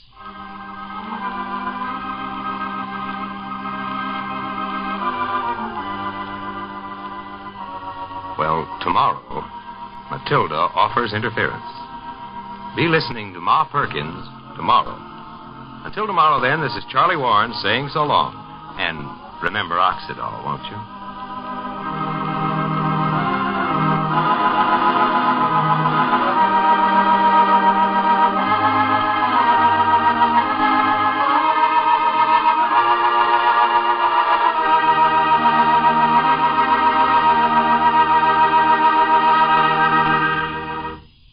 This is the National Broadcasting Company. I find it interesting that some shows did special editions just to deal with the war, and some shows just went on as business as usual. And that's kind of what you heard there. Ma Perkins, Classic Radio Theater with Wyatt Cox. Up next, we're going to go to 3:30 on NBC and hear an episode of Pepper Young's Family.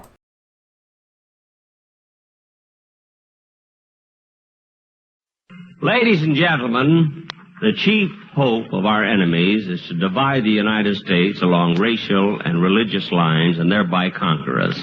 Let's not spread prejudice. A divided America is a weak America. Through our behavior, we encourage the respect of our children and make them better neighbors to all races and religions.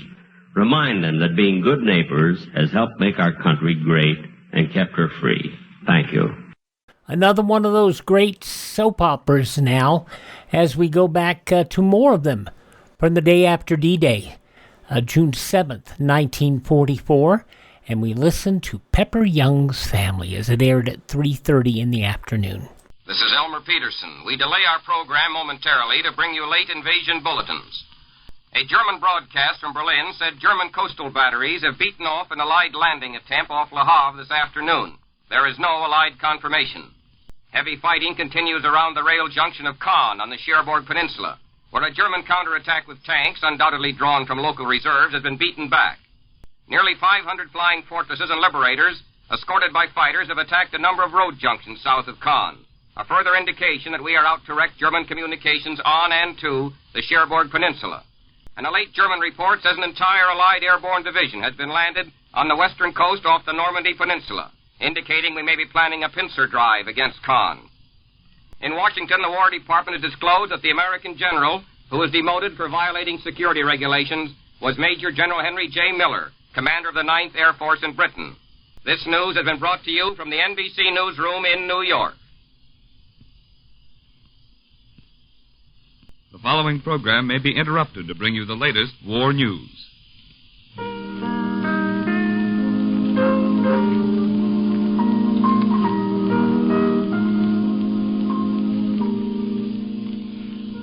Pepper Young's Family, brought to you by Cam-A, the mild beauty soap for a smoother, softer complexion.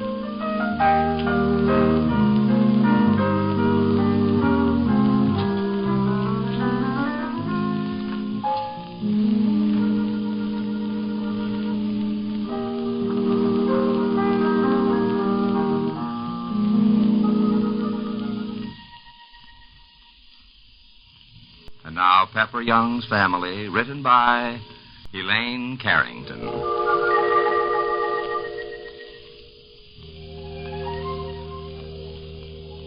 Friends, it's late in the afternoon, and the Bradley twins and Nancy are still at the Young house. Not only have the twins had their lunch there, but they've had their afternoon naps there, too.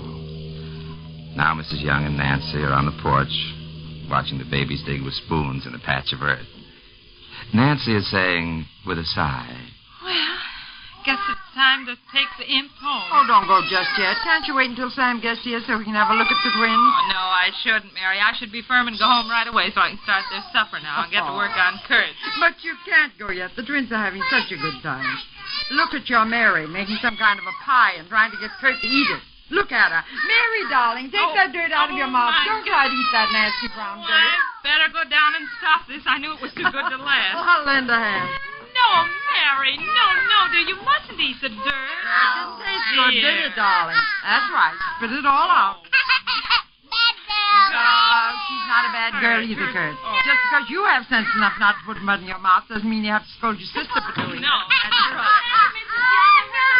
Nothing, Hattie. She just made herself a mud pie to eat, and it didn't taste so good. Oh, well, now you two little tykes come on inside. I've got your supper ready for you. I've cooked some nice cereal, and I made some pudding, too. Oh, no, Hattie. I'm taking them home, dear. You shouldn't have done that. Oh, but it's time for their supper. And besides, Hattie loves fussing over them, so you may as well relax, Nancy. All right, twins. Go along with Hattie. I'll tote you home afterwards. Hattie, here, I'll carry Mary up. Oh, thank you, Mrs. Bradley. You know, she can walk, but she loves to be carried. Look at Kurt scorning all help. Oh, Nancy, that darling.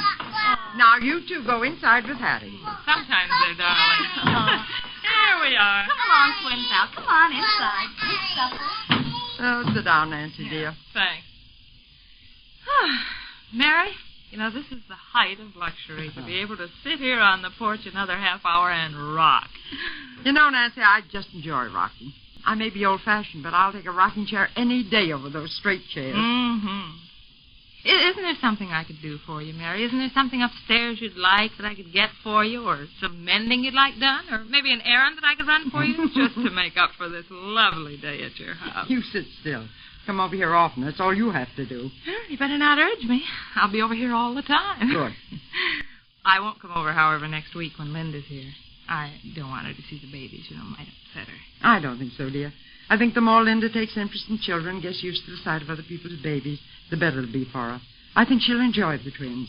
But there's something you can do for me, though. Well, thank goodness. What is it? Run down to the mailbox. See if there are any letters stuck inside. I've got to open it. You know, I'm singularly disinterested in mail when my family are all home. That doesn't go for Peggy or Pepper. I'd love to get the mail for you, dear. Mary, your place looks so sweet now. Everything's growing and the roses beginning to open up. My, the ramblers are in bud. And the vegetables are coming up in leaps and bounds. I'll soon have enough to send you over a mess. You can take some lettuce and spinach home if you want to, and some radishes. I think I'll have onions and carrots for you in a short while. Oh, there's a letter here for Peggy. It's from Carter. Oh, that's good. It's the first thing she looks for when she comes home. I'll bring it up to you. I'll keep it right here on the porch for her. Thank you, dear. Oh, say, here comes some of your family, isn't Oh. it? Well, it's Sam and Peggy in the car. Hi, Peggy. Hello, Nancy. Are the twins here? Oh, I wish somebody'd be glad to see me for myself once in a while. Yes, they're here, Peggy. They are, eh? Well, trot 'em out. Let's look 'em over. Hello, Sam. Hello, Nancy. Oh, I've had the most heavenly, blissful day in Hello, your Sam, house. darling. Hello, my Hello. baby. Hello, Mama, dear. Is Pepper home yet? No, not yet, dear. I saw him this noon, Mama, and what do you think? He asked me to go to Lake Beauregard when Linda and he go up there. He thought it would be a good idea. Oh, that's nice, Pegs. I think it's a wonderful idea. I'm so excited about it. And I wanted to tell Pepper that I asked Mrs. Green for my vacation, and she's going to let me know about it. Oh, Mama, I do hope I'll get it. Because I just love Beauregard. And being there when Linda and Pepper are there will be such fun. Oh, of course that'll be fun, dear. Oh, Peg's darling, here's a letter for you. Oh, from Carter? From Carter. Came this afternoon. Oh, give it to me, Mama. Say, where are the twins? I don't see them anywhere around. Or are they taking a stroll out of sight somewhere? I should say not, Sam. No, they're out in the kitchen having their supper in style with Hattie. Oh, I see. You know, Sam, I've been here since noon. I just stopped over with the twins to pass the time of day, you know. We've stayed for lunch and nap and supper. At least they have. Well, I wish you and Kurt was safe for dinner. No, absolutely not, Mary. I'm taking them home the minute the crumbs are wiped off their faces and they finish their pudding. Oh, Sam, this is the nicest house to spend a day in the whole world. Well, I can recommend it myself, Nancy. I think you could. Oh, Mama. What's the matter, dear? Carter's not going to stay on this side. He's going to be sent back overseas just as soon as they feel he's able to. Oh, Peg, that's too bad. But, Pegs, it's undoubtedly what Carter wants to do, isn't it? Well, yes, Daddy. He says I mustn't feel too badly about it, that he's needed over there. But I hoped... Well, he wants to finish the job, honey, and I don't blame him. I know he does, Daddy, but I hoped there was a chance he might stay on this side. But he says they need him more overseas, and... Oh, dear, I just wish they'd stationed him here. Oh, I know how you feel, Peg. I was so sure he'd stay here if he could, and be stationed at some camp, and I could go down and join him there, and we could be married. Yes, and he probably hoped the same thing, dear. And instead of feeling sorry, you should feel proud of him for getting back in harness as fast as he can. I am proud of him, Daddy, only... Yes, Pegs. Oh, poor Peg. It's a terrible disappointment for her. Of course it is. Why, it seems so sad for Carter to have to go back instead of staying here for a while. But knowing Carter, I'm sure it's what he wants to do. Yes, I suppose it is. Oh, Sam, if only this war would be over soon. Well, we're certainly doing our best to make that wish come true. Yes. Oh, hello, Mrs. Hello, Evie. I didn't know you were back in Elmwood. Yeah, I'm back, Mrs. Young. Oh, it's good to see you. Good to see you, too. Mrs. Young, is Peggy home yet? Yes, Edie, she just came in. She's gone to her room. She's a little upset. What about, Miss Young? Well, she just heard the Carter's going back overseas, and she so hoped that he'd be stationed here. Oh, that's too bad. Yeah, I know how Peg must feel, Mrs. Young, but honestly, they need all of us they can get over there right now. As a matter of fact, I don't know when I'll get home again to Elmwood. Andy. I know, Edie, but there's a job to be done. Yes, I understand, Andy. Really, I do. Mrs. Young, do you think I can go in to see Peggy? Do you think it'd be all right? Why, yes, Edie, I guess so. Okay. Excuse me, everybody. Yes, how's Linda, Mrs. Young? Oh, she's much better, Andy. Oh, that's wonderful. We came over to find out the latest news about her. Peggy! Woo-hoo-hoo! Oh, Peggy! Peggy, where are you? Peg! Oh, here you are in your room. Oh, Edie, I wish you'd leave me alone for a little while, dear. Huh? I wish you hadn't come over just now. You know I don't want to be rude, Edie, but honestly, I don't feel like talking to anybody. I know, Peggy. I know all about it. Your mother just told me about Carter going back across. Oh, Peggy, I'm terribly sorry. I know exactly how you feel. Edie, you can't know exactly how I feel. Nobody can know how I feel unless they have somebody they love going overseas right now. Well, that's just it, Peggy. I know exactly how you feel. But, Edie, you don't. You couldn't. Yes, I do, Peggy, because... well, Peggy, I love somebody who's going overseas right away, too. Oh, I love him terribly. You do?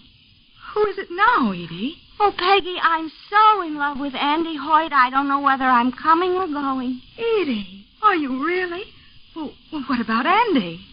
Well, I think he loves me, too, Peggy. I think he loves me a lot.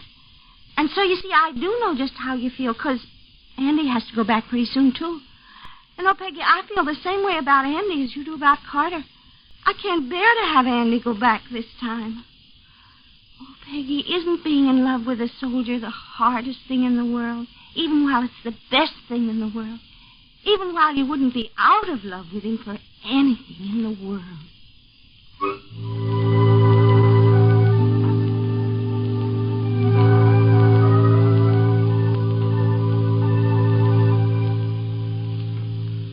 Yes, Edie has put Peggy's thoughts into words more clearly than Peggy can herself. Being in love with a soldier is the hardest thing in the world, even while it's the best thing in the world. But neither Peggy nor Edie would be out of love with their soldiers for anything in the world.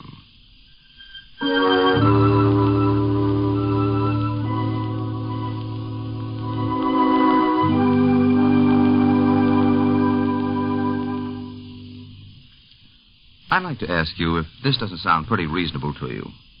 Since you do take baths and since you do use a soap, you might just as well use a soap that does something extra for you. Isn't that true?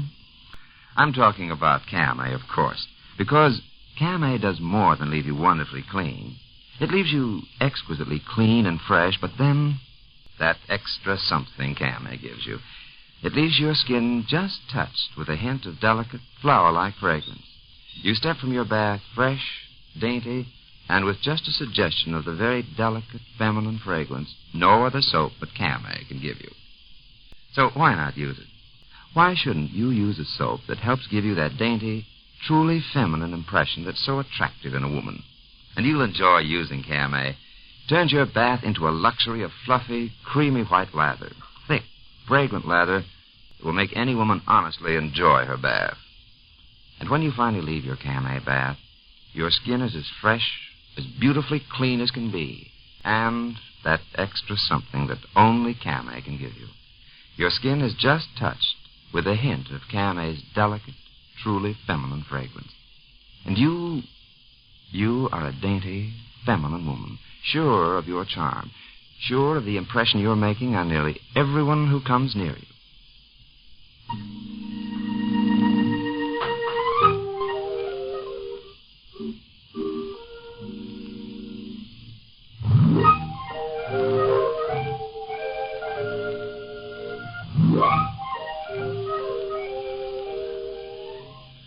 Huckleberry pie is a special treat for the young family. What's the occasion? Edie's engagement to Andy Hoyt. And what is the reaction to the announcement? You just be sure to listen to Pepper Young's Family tomorrow.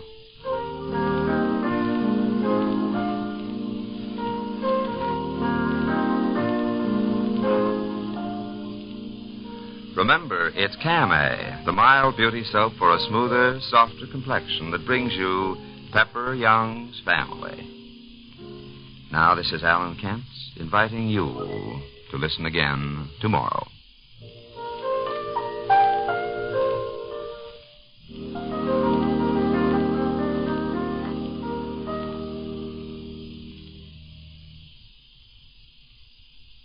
Have you done it yet?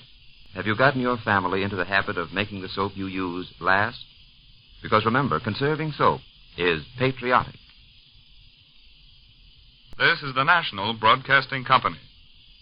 Many of the ingredients used in soap were also used in war materials.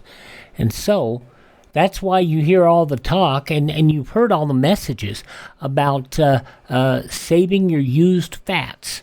And they would recycle those fats into soap and other war materials. That's why that was going on. All righty, the Pepper Young's Family.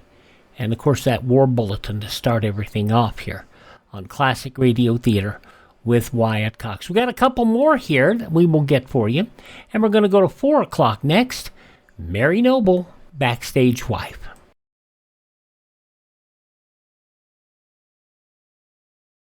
Ladies and gentlemen, make tomorrow your D-Day. Get an extra bond for defense. Step into any bank or post office and buy yourself a profitable share in America's future.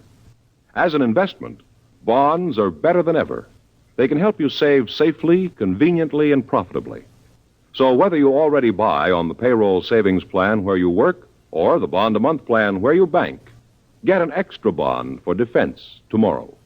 Bob and Ray mercilessly parodied this program in a segment of their own that they called Mary Backstage Noble Wife. But here you're going to hear the real thing. Mary Noble Backstage Wife, as it was broadcast at 4 o'clock in the afternoon on June 7th, 1944, 81 years ago today. Mineral oil is effective, but as you know, it doesn't relieve acid indigestion. So try the amazing emulsion called Haley's M.O. that combines fine mineral oil with milk of magnesia to relieve stomach acidity and to give all the mineral oil benefits, too. Follow this advice when you take it. Caution. Use it only as directed on the package. Get Haley's M.O. at druggists today.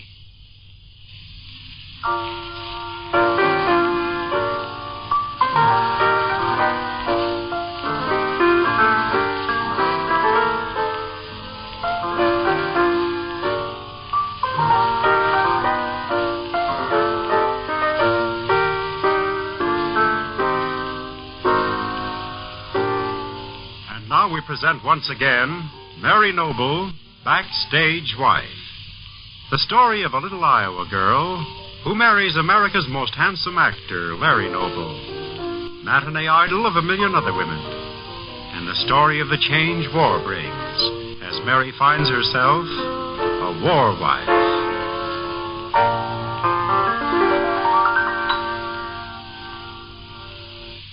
Want to know the name of the most popular tooth powder in America? Well, it's Dr. Lyon's tooth powder. Want to know why America's millions have chosen this one particular tooth powder as their overwhelming favorite? Why they continue to single out this same powder in preference to all others, year after year after year? Well, this is why. It's because you can buy nothing. Even if you pay double the price, there's absolutely nothing you can buy that cleans your teeth more quickly, more thoroughly, and above all, more beautifully than Dr. Lyon's. So for the sake of your teeth and your smile, make a note right now to get Dr. Lyon's tooth powder today.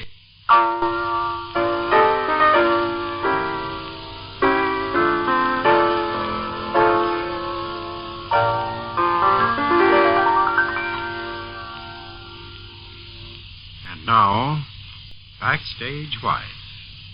The beloved story of Mary Noble, now Mary Noble War Wife, since her husband Larry, former Broadway star, is now Lieutenant Noble of the United States Coast Guard, stationed in Washington, D.C. As you know, since Mary is no longer playing in Tom Bryson's play Blackout, she's now living in her little home at Rosehaven on Long Island. Well, tonight it's cold and rainy in Rosehaven, and some time ago, Mary became frightened when she noticed two prowlers out by the garage. She phoned the police, but when they arrived, the men had gone. Later, when they returned, she phoned Tom Bryson at the Comedy Theater in New York and asked him to come out to investigate. Well, it's now a half hour later. We find Mary, Sandra Barkley, and Larry Jr. in the living room. Are those men still out there, Mary? I don't see their flashlights any longer, Sandra. They may have broken the lock by now and gone into the garage. Mary, why do you suppose they want to break into that empty garage? I haven't the least idea, Sandra. Oh, dear. I wish Tom would hurry and get here. Mm-hmm. Oh, it seems a shame to make Tom come all the way out here to Rosehaven on this rainy night. Mary, how long ago did you call him at the theater?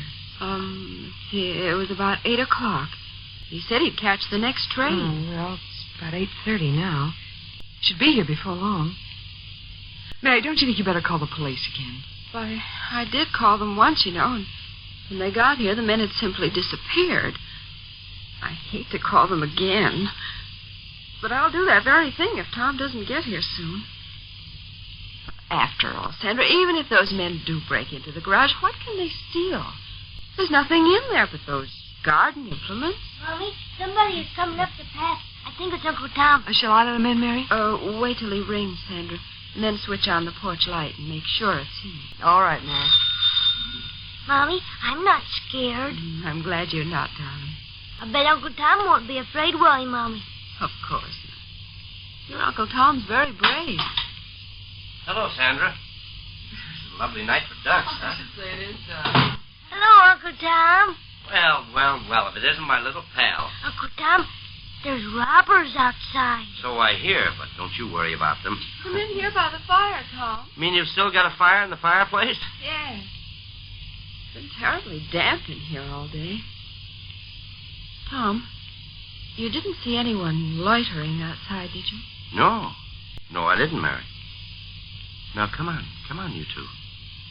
Tell me, what's this all about? A couple of men trying to break into the garage here. That's right, Tom. I saw him, Uncle Tom. I wanted to go out and talk to him, but Mommy wouldn't let me. No, of course she wouldn't, Phil. Your mama's very wise. Tom, we first noticed the men right after Maud left for the theater. It was just getting dark. I happened to look out the window here, and I saw 2 men coming up the driveway. First, I thought they were going around to the back door. And they went toward the garage. I called Sandra, and we watched them. Yes. And first they tried to open the door. And then they tried to break the lock, didn't they, Mommy? First, I was going out to ask them what they wanted, but it was raining so hard, and Sandra said they looked like thugs. And they did, Tom. They looked awfully tough. So then I told Mary to call the police. So I called the police. Before they got here, the men had left. Oh, I see. But then they came back later on. The men, I mean. Yes. As I was talking to you on the phone, I saw a flashlight through this window. And I heard someone pounding. Trying to break the lock, huh? Well, that's what it sounded like. Well, where are they now? We don't know. It's so dark we can't see anything from the house, and both Sandra and I were too afraid to go out to the garage and look around. Yes, for all we know, they may have broken the lock and gone inside. Well, I guess there's only one way to find out whether they're still there. That's to go out and look. Oh, Tom, please, don't go out there alone. What do you mean? Why shouldn't I go out there alone? After all, Mary, we'll never find out anything by sitting in here by this nice warm fire. But, Tom, if those men are really burglars, they might harm you. Oh, now look, Sandra. Look, how can the men be burglars when there's nothing in the garage to steal? Now, if they were trying to break into the house, well, that'd be something else again. And if they were doing that, I'd surely have the whole local police force here. Mary, maybe they've just made a mistake and have the wrong garage. Oh, but, Tom, how could they make a mistake like that? No, I think those men have a good reason for trying to break into our garage. They must have. Well, Mary, suppose they did break in. Suppose they took everything that's out there. What would they get? Let's see now. 2 old worn-out tires. And, yeah, there's some used garden tools and... What else is there? Oh, yeah, some wood for the fire that I put in there to keep dry. But, Tom, why is the garage kept locked if there's nothing in there of value? Well, no particular reason, Sandra. Except to keep the kids around the neighborhood from carting off the garden tools for playthings. In fact, it hasn't been locked at all till just today. When I was out here this morning, I saw the padlock hanging on the door and snapped it closed. I put the key there on the mantel, Mary. Oh, yes, I remember, Tom. Well, you got a flashlight, Mary? There's one in the kitchen. Oh, Tom, I wish you wouldn't go out to the garage tonight. Oh, now, wait a minute.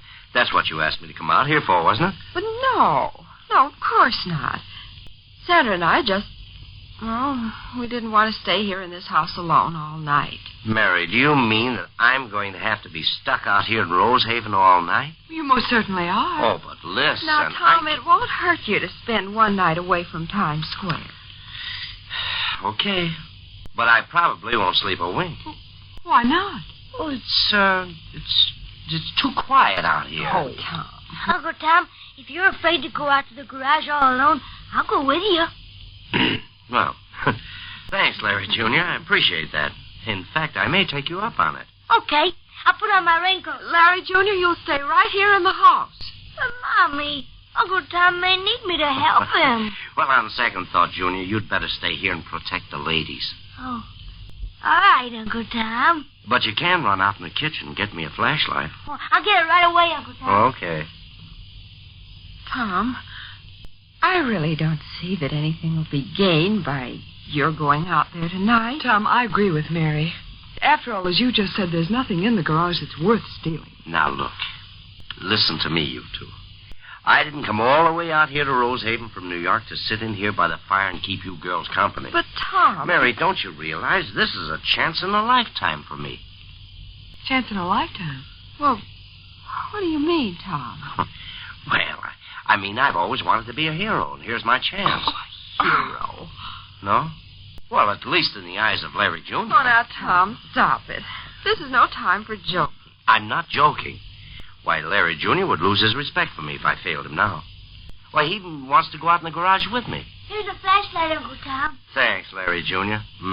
Sure out a big help to me. Uncle Tom, I'll bet if Daddy was here, he'd go out there and help you chase those robbers away, wouldn't he? There, now. You hear that? You bet your daddy'd go out there and help me chase him away, Larry Jr. Why, I never felt so much like a hero in my life. I'd laugh if after all this display of courage there wasn't anybody out there in the garage. Oh, yeah? I'd laugh if there was somebody out there. I'll go out the back door. Now, be careful, Tom. You know where to send my body in case I meet those two men and lose the argument. You may think that remark is very funny, but I don't. Where shall we send the body, Uncle Tom? Well, you can send it to the... Who said that? I did, Uncle Tom. I said where... Now, that's enough, Larry Jr. Doesn't seem to be very much worried, does he? Seems to me I saw this very situation in a picture once. A farce, I suppose. Goodbye, Uncle Tom. Goodbye, Larry Jr. What am I saying? Tom, don't close the door. I'm going to stand here and wait for you. Now, Mary, you close this door. Can't you see it's raining? First thing you know, you'll be catching cold. Tom's right, Mary. It is chilly outside. Mommy, we can hear Uncle Tom holler with the door closed. You can hear me holler.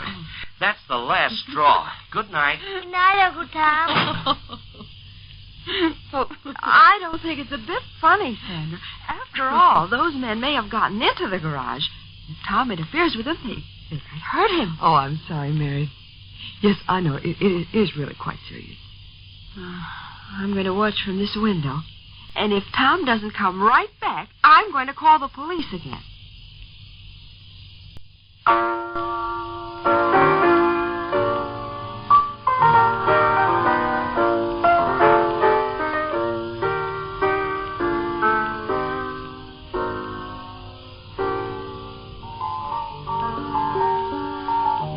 Perhaps Mary is right. Those men are in the garage. Tom might find himself in rather dangerous company. However, we'll learn more about this in tomorrow's episode of Backstage Wife, the story of Mary Noble. Now Mary Noble, war wife.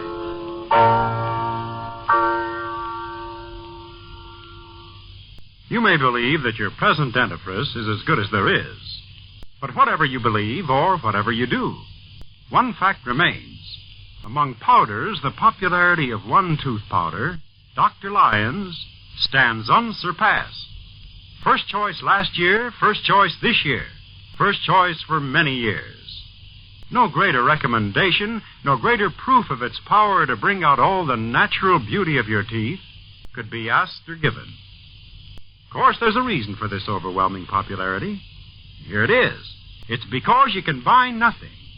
Even if you pay double the price, there's absolutely nothing you can buy that cleans your teeth more quickly, more thoroughly, and above all, more beautifully than Dr. Lyons. So for the sake of your teeth and your smile, choose Dr. Lyons tooth powder. You'll find it quick and amazingly thorough.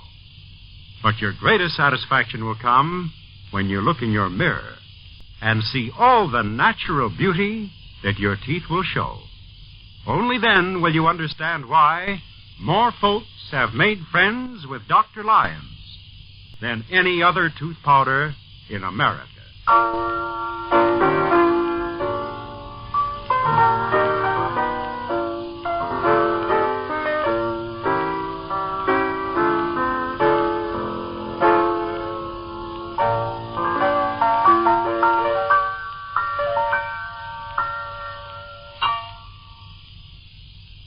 Mary Noble, backstage wife, will be on the air again tomorrow at this same time. Pierre Andre speaking for the makers of Dr. Lyons tooth powder. This is the National Broadcasting Company. To relieve an ordinary headache, neuritic, or neuralgic pain fast, do what thousands do. Take 2 Bayer aspirin tablets with a glass of water.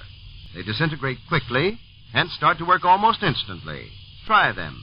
Get genuine Bayer aspirin today. Well, here we got another show that has integrated the war into the story. 81 years ago, June 7th, 1944, the day after D-Day, here on Classic Radio Theater with Wyatt Cox, airing at 4 o'clock Eastern Time. We'll wrap this segment up with an episode of Front Page Farrell. That's next.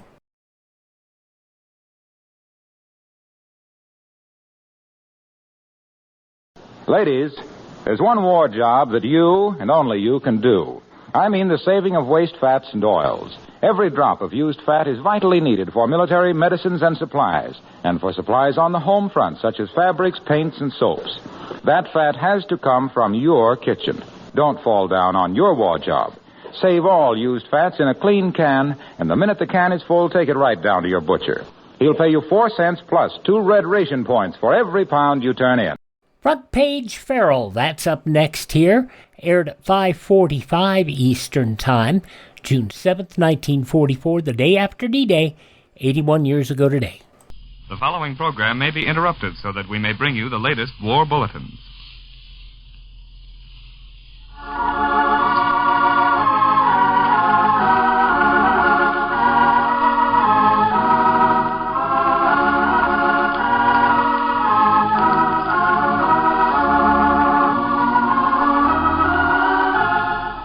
We now present the unforgettable radio drama, Front Page Farrell, the story of a crack newspaperman and his wife, the story of David and Sally Farrell.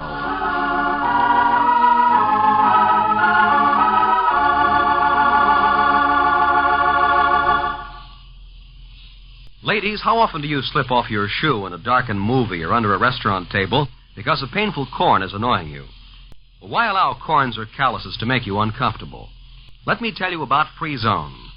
Free-Zone is a liquid. It contains pain-relieving and soothing ingredients that bring satisfying relief. Unlike pads and corn treatments which only touch the outer surface of a corn, Free-Zone actually helps remove the corn itself. All you do is follow the simple directions on the bottle. Apply a few drops of Free-Zone directly on the corn with a special glass applicator which comes in every bottle. 3 or 4 treatments are usually all that are necessary to help remove the corn easily. Free-Zone is no more trouble, no more bother to use than that. Don't put up with the torture of corns another day. Get Free-Zone, Freezone, at your drugstore today.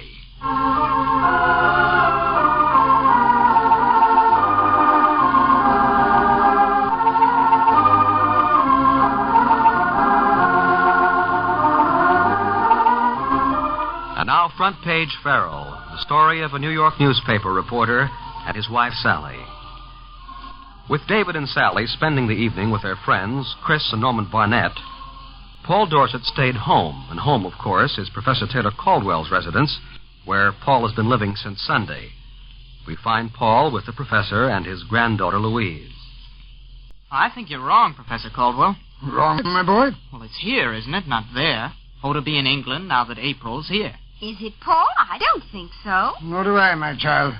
Oh, to be in England now that April's there. Here. You see, sir? No, I do not see. Bless my soul, I know my Browning better than that. Oh, to be in England now that April's... Let me see. Oh, I'm sure it's there, Grandfather. It's Paul who's wrong. Want to bet? Bet indeed. I'll just get my copy of Browning, young man, and prove it to you. Oh, it isn't important, Grandfather. Sit still. Oh, not important when that scallywag thinks he can correct me on my Browning? Excuse me, I'll bring the book back and show you. That was mean, Paul. You know you're wrong. Maybe. Anyway, he gets such a kick out of proving he's right. What? Haven't you found that out about your own grandfather? Why, this is half the fun. Oh, I see. And what have you found out about me? You? Oh, lots of things. What? Oh, that I love you. Little unimportant things like that. Unimportant? And that you're beautiful, and that you have wonderful blue eyes. They are blue, aren't they? No, they are. Silly, I'm just teasing you. And it's not unimportant that you love me, I mean. Unimportant? Why, it's... Now then, my fine friend, we'll see who's right about this. Oh, here, Grandfather. Sit here near the light. Oh, never mind the light, Louise. It only draws bugs. I can see well enough. Now then, Robert Browning, Home Thoughts from Abroad. Well, is it there, sir, or here? It's there, you young pup, there, just as I said. Really? Paul, you knew you were wrong. I did not. Oh, to be in England now that April's there. You know the gag, don't you, Professor? Gag, Paul? A joke, Grandfather. A gag is a joke. I know, my child. It's a word they use on the radio. Now then, Paul, what gag? About that line of Browning's. It's what a lot of girls are saying these days, you see. Only they say it, oh, to be in England now that the army's there. Oh, Paul. Well, you see, sir, it means... Oh, don't bother to explain it, my boy. The humor doesn't entirely escape me, you know, even if my granddaughter sometimes thinks it does. Oh, I never thought that at all. Oh, to be in England... What about the invasion, Professor Caldwell? I mean, like we were talking last night. My dear boy, I have no intention of letting you ensnare me in another discussion of the invasion. You're a journalist. You should know more about it than anyone. Now who's teasing who? I'd like to have a talk with Farrell about the scrap over there. I'd like to get his ideas on it. Well, Dave doesn't say much, really. I guess you know that. Oh, he's so nice. Sally, too. I think they're both just grand. They're good friends, my dear. Good friends. Yes, I know. Well, they're certainly swell to me. Gee, if I hadn't gotten a job with Dave, I'd never have met you. I gather, my boy, that you refers to my granddaughter. Oh, heck, Professor, you too. Thank you, Paul. That's very generous of you. Oh, Grandfather, don't tease him. Tease him? Indeed, young lady, I'm going to leave him alone with you. Really, sir? Don't go in on our account. Oh, yes, Grandfather. It's such a beautiful night. And beautiful nights, my child, are many years beyond me. Oh, Paul. Yes, sir? Be sure of the latch, you know. Oh, yes, sir, I will. One of the guards is right outside, and I'll be in my study. Call me now. Call me if there's the least little thing. Yes, sir, I will. Don't worry. Don't worry, young man. It isn't a matter of worry at all. We'll be right here, Grandfather. Very well. Oh, Paul, honestly, when is this going to end? What? You know what I mean. This awful fear. I hate it, Paul. I hate it. Oh, come here, Louise. Up here beside me. Yes? It isn't fear, darling. Your grandfather isn't afraid of anything on earth. I know, but it's so awful. Other people don't live this way, Paul. They don't have guards around their houses and people following them and all this. Other people aren't your grandfather, dear. He's a famous man. Don't you realize his discoveries, those notes he has inside? Why, they affect the war itself. He's got to be careful, darling. You must understand that. I try to. It's just not knowing. Not knowing when something terrible might happen. You mustn't think that way, Louise. After all, you're not alone in this, you know. I'm here, and your grandfather knows Dave Farrell is doing all he can. Yes, I suppose I'm being silly. And we do have a good time. Why, by Thursday, you'll be so busy you won't think a thing about it. Thursday? Oh, your mother and father. Mm-hmm. Gee, I can't wait to see him. I can't wait to have them see you. Oh, I'm so glad they're going to stay here in the house. They'll be awfully grateful, Louise. The room you fixed up for them is terrific. I don't mean the room. That's nothing. It's just having people here. Nice people like your mother and father.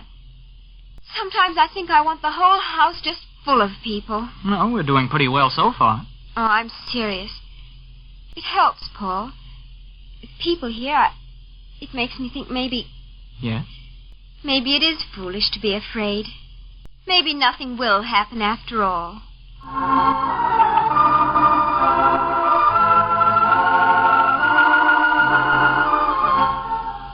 Now, about midnight, David and Sally are just returning home. Oh, David, not so loud. Jimmy wakes up now. We'll never get him back to sleep. Oh, I'm sorry, baby. I forgot. Where's Mary Lee, in the kitchen? She put the cot in Jimmy's room. She's staying all night. Oh, Come on out in the kitchen, dear. Fix your lunch. good. I'm starved. Oh, that's not a very nice compliment to Chris. I thought her dinner was lovely. Oh, it was. Only whenever I'm out, I never eat enough. It's the way you watch me, I guess. Why, David, how awful. Do I watch you when we're out? No, not really, honey. What's in the icebox? All sorts of things. You sit down and I'll start piling things in front of you. You make me sound like Henry VIII. Who? You know, the guy with the hunk of roast beef in his hand. Oh, that reminds me, Thursday night. What? I meant to ask Mr. Deck if I can get a nice roast for Thursday night. Thursday? Oh, you mean Paul's mother and father. Here, dear, take this, will you? All right. It's going to be quite a party, really. Paul and his parents, that's 3. Louise and Professor Caldwell, that makes 5. What about us? Oh, naturally, us, dear. Mm-hmm. 7 altogether. How about some summer sausage? For dinner? Idiot, now. Oh. Here, it looks wonderful. Well, I think you're the one that wants it. I do. I'm kind of hungry, too. Oh, say, honey, I meant to tell you. We finally settled where they're going to stay. Oh, Paul's mother and father? Mm-hmm. Where, dear? At Professor Caldwell's. David, really? Well, heck, Sally, it does seem silly to put him in a hotel. But does Professor Caldwell know? Certainly he knows. You heard Paul tell us last night. He insisted. So did Louise. I see. Why do you say that? I didn't say anything, dear. I was just thinking. You said, I see. Every time you use that sentence, I know you mean something else. Some milk? Yes, please. Oh, it's really all right, I suppose. Hotels are crowded. And as Paul said, they haven't a great deal of money. But? Come on, let's have it. But what? Well, to be perfectly frank about it, David, it seems sort of, I don't know, funny. And by that you mean... I mean, dear, that you're the one who has to help Professor Caldwell. Mm-hmm. He decided to tell you about the people following him and trying to get his notes. He told you because he knew you'd help. Isn't that right? Okay, so? Well, it just seems to me you're losing your place, that's all. My place? Now, what do you mean by that? Perhaps that isn't the word exactly, but with Paul in love with Louise and with him living there, now his family going to stay there, too, I just think... Oh, I don't know. I'm all wrong, I suppose. No, you're not, Sally. Go on. You think what? It just doesn't seem to me that it's right, David. Professor Caldwell trusts you, don't forget. Mm-hmm. What must he think if you allow all those strangers to move in on him? Strangers? Honey, it's Paul. He works for me, remember? Yes, I know, but... Actually, his moving in there was a break for me. I can keep that much closer to the thing. I know, David. That's all true, and they are his mother and father. Goodness knows it's nice of Professor Caldwell to put them up. Why, sure, honey. You're just fussing about nothing. I suppose I am at that. Matter of fact, I think it's going to be fun having Paul's parents here. From the way he talks, they must be pretty swell people. Of course they are, David. Why, he's the most devoted boy I've ever known. Sure, you just wait and see. Thursday night will be fun. I do worry too much, I guess. It's only that I can see how much Professor Caldwell trusts you, David. I'm so eager to have you help him. Anyone can see how much it means. You must help him, David. You must.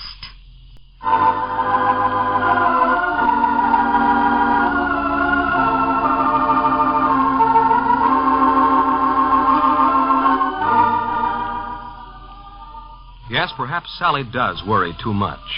For as David says, it looks like the days ahead will be fun. You won't want to miss any of this interesting story, so listen tomorrow for another chapter of Front Page Pharaoh.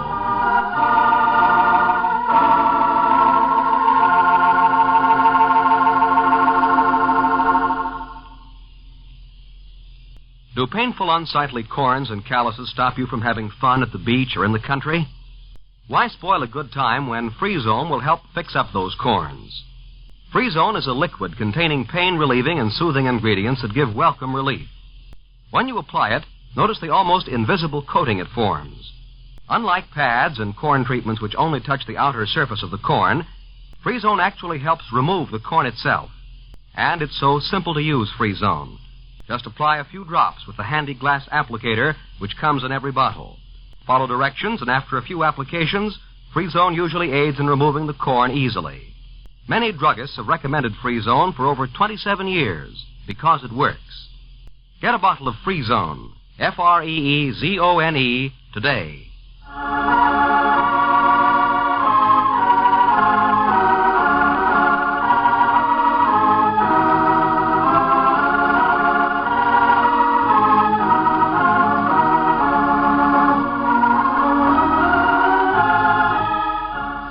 Front Page Farrell is on the air again at the same time tomorrow at 5:45 p.m. Eastern Wartime over this station.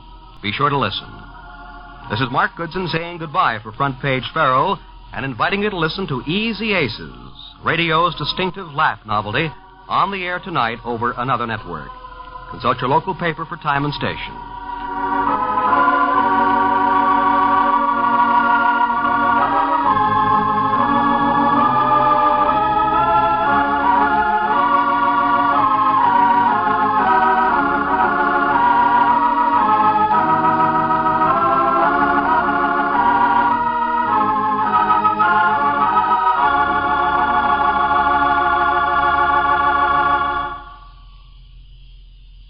Get really fast, truly wonderful relief from a sudden attack of heartburn or indigestion due to hyperacidity. Carry a handy box of Bicidol mint-flavored tablets with you whenever away from home. When taken as directed, these tablets give incredibly fast relief from stomach distress due to stomach acidity. Easy to carry, easy to take. Bicidol mint-flavored tablets are only 25 cents at all druggists. Get some today. This is the National Broadcasting Company. And that wraps up our two-episode look at D-Day and the day after D-Day as it was heard on the radio. This one from the day after D-Day, June 7th, 1944, 81 years ago, at 5:45 Eastern Time. Thank you for being with us, and we remember those who served right here on Classic Radio Theater. Tomorrow, comedy, Fred Allen, Judy Canova, The Life of Riley, and Love and Abner. Thanks for being here. We'll talk to you tomorrow for another episode of Classic Radio Theater. I'm Wyatt Cox.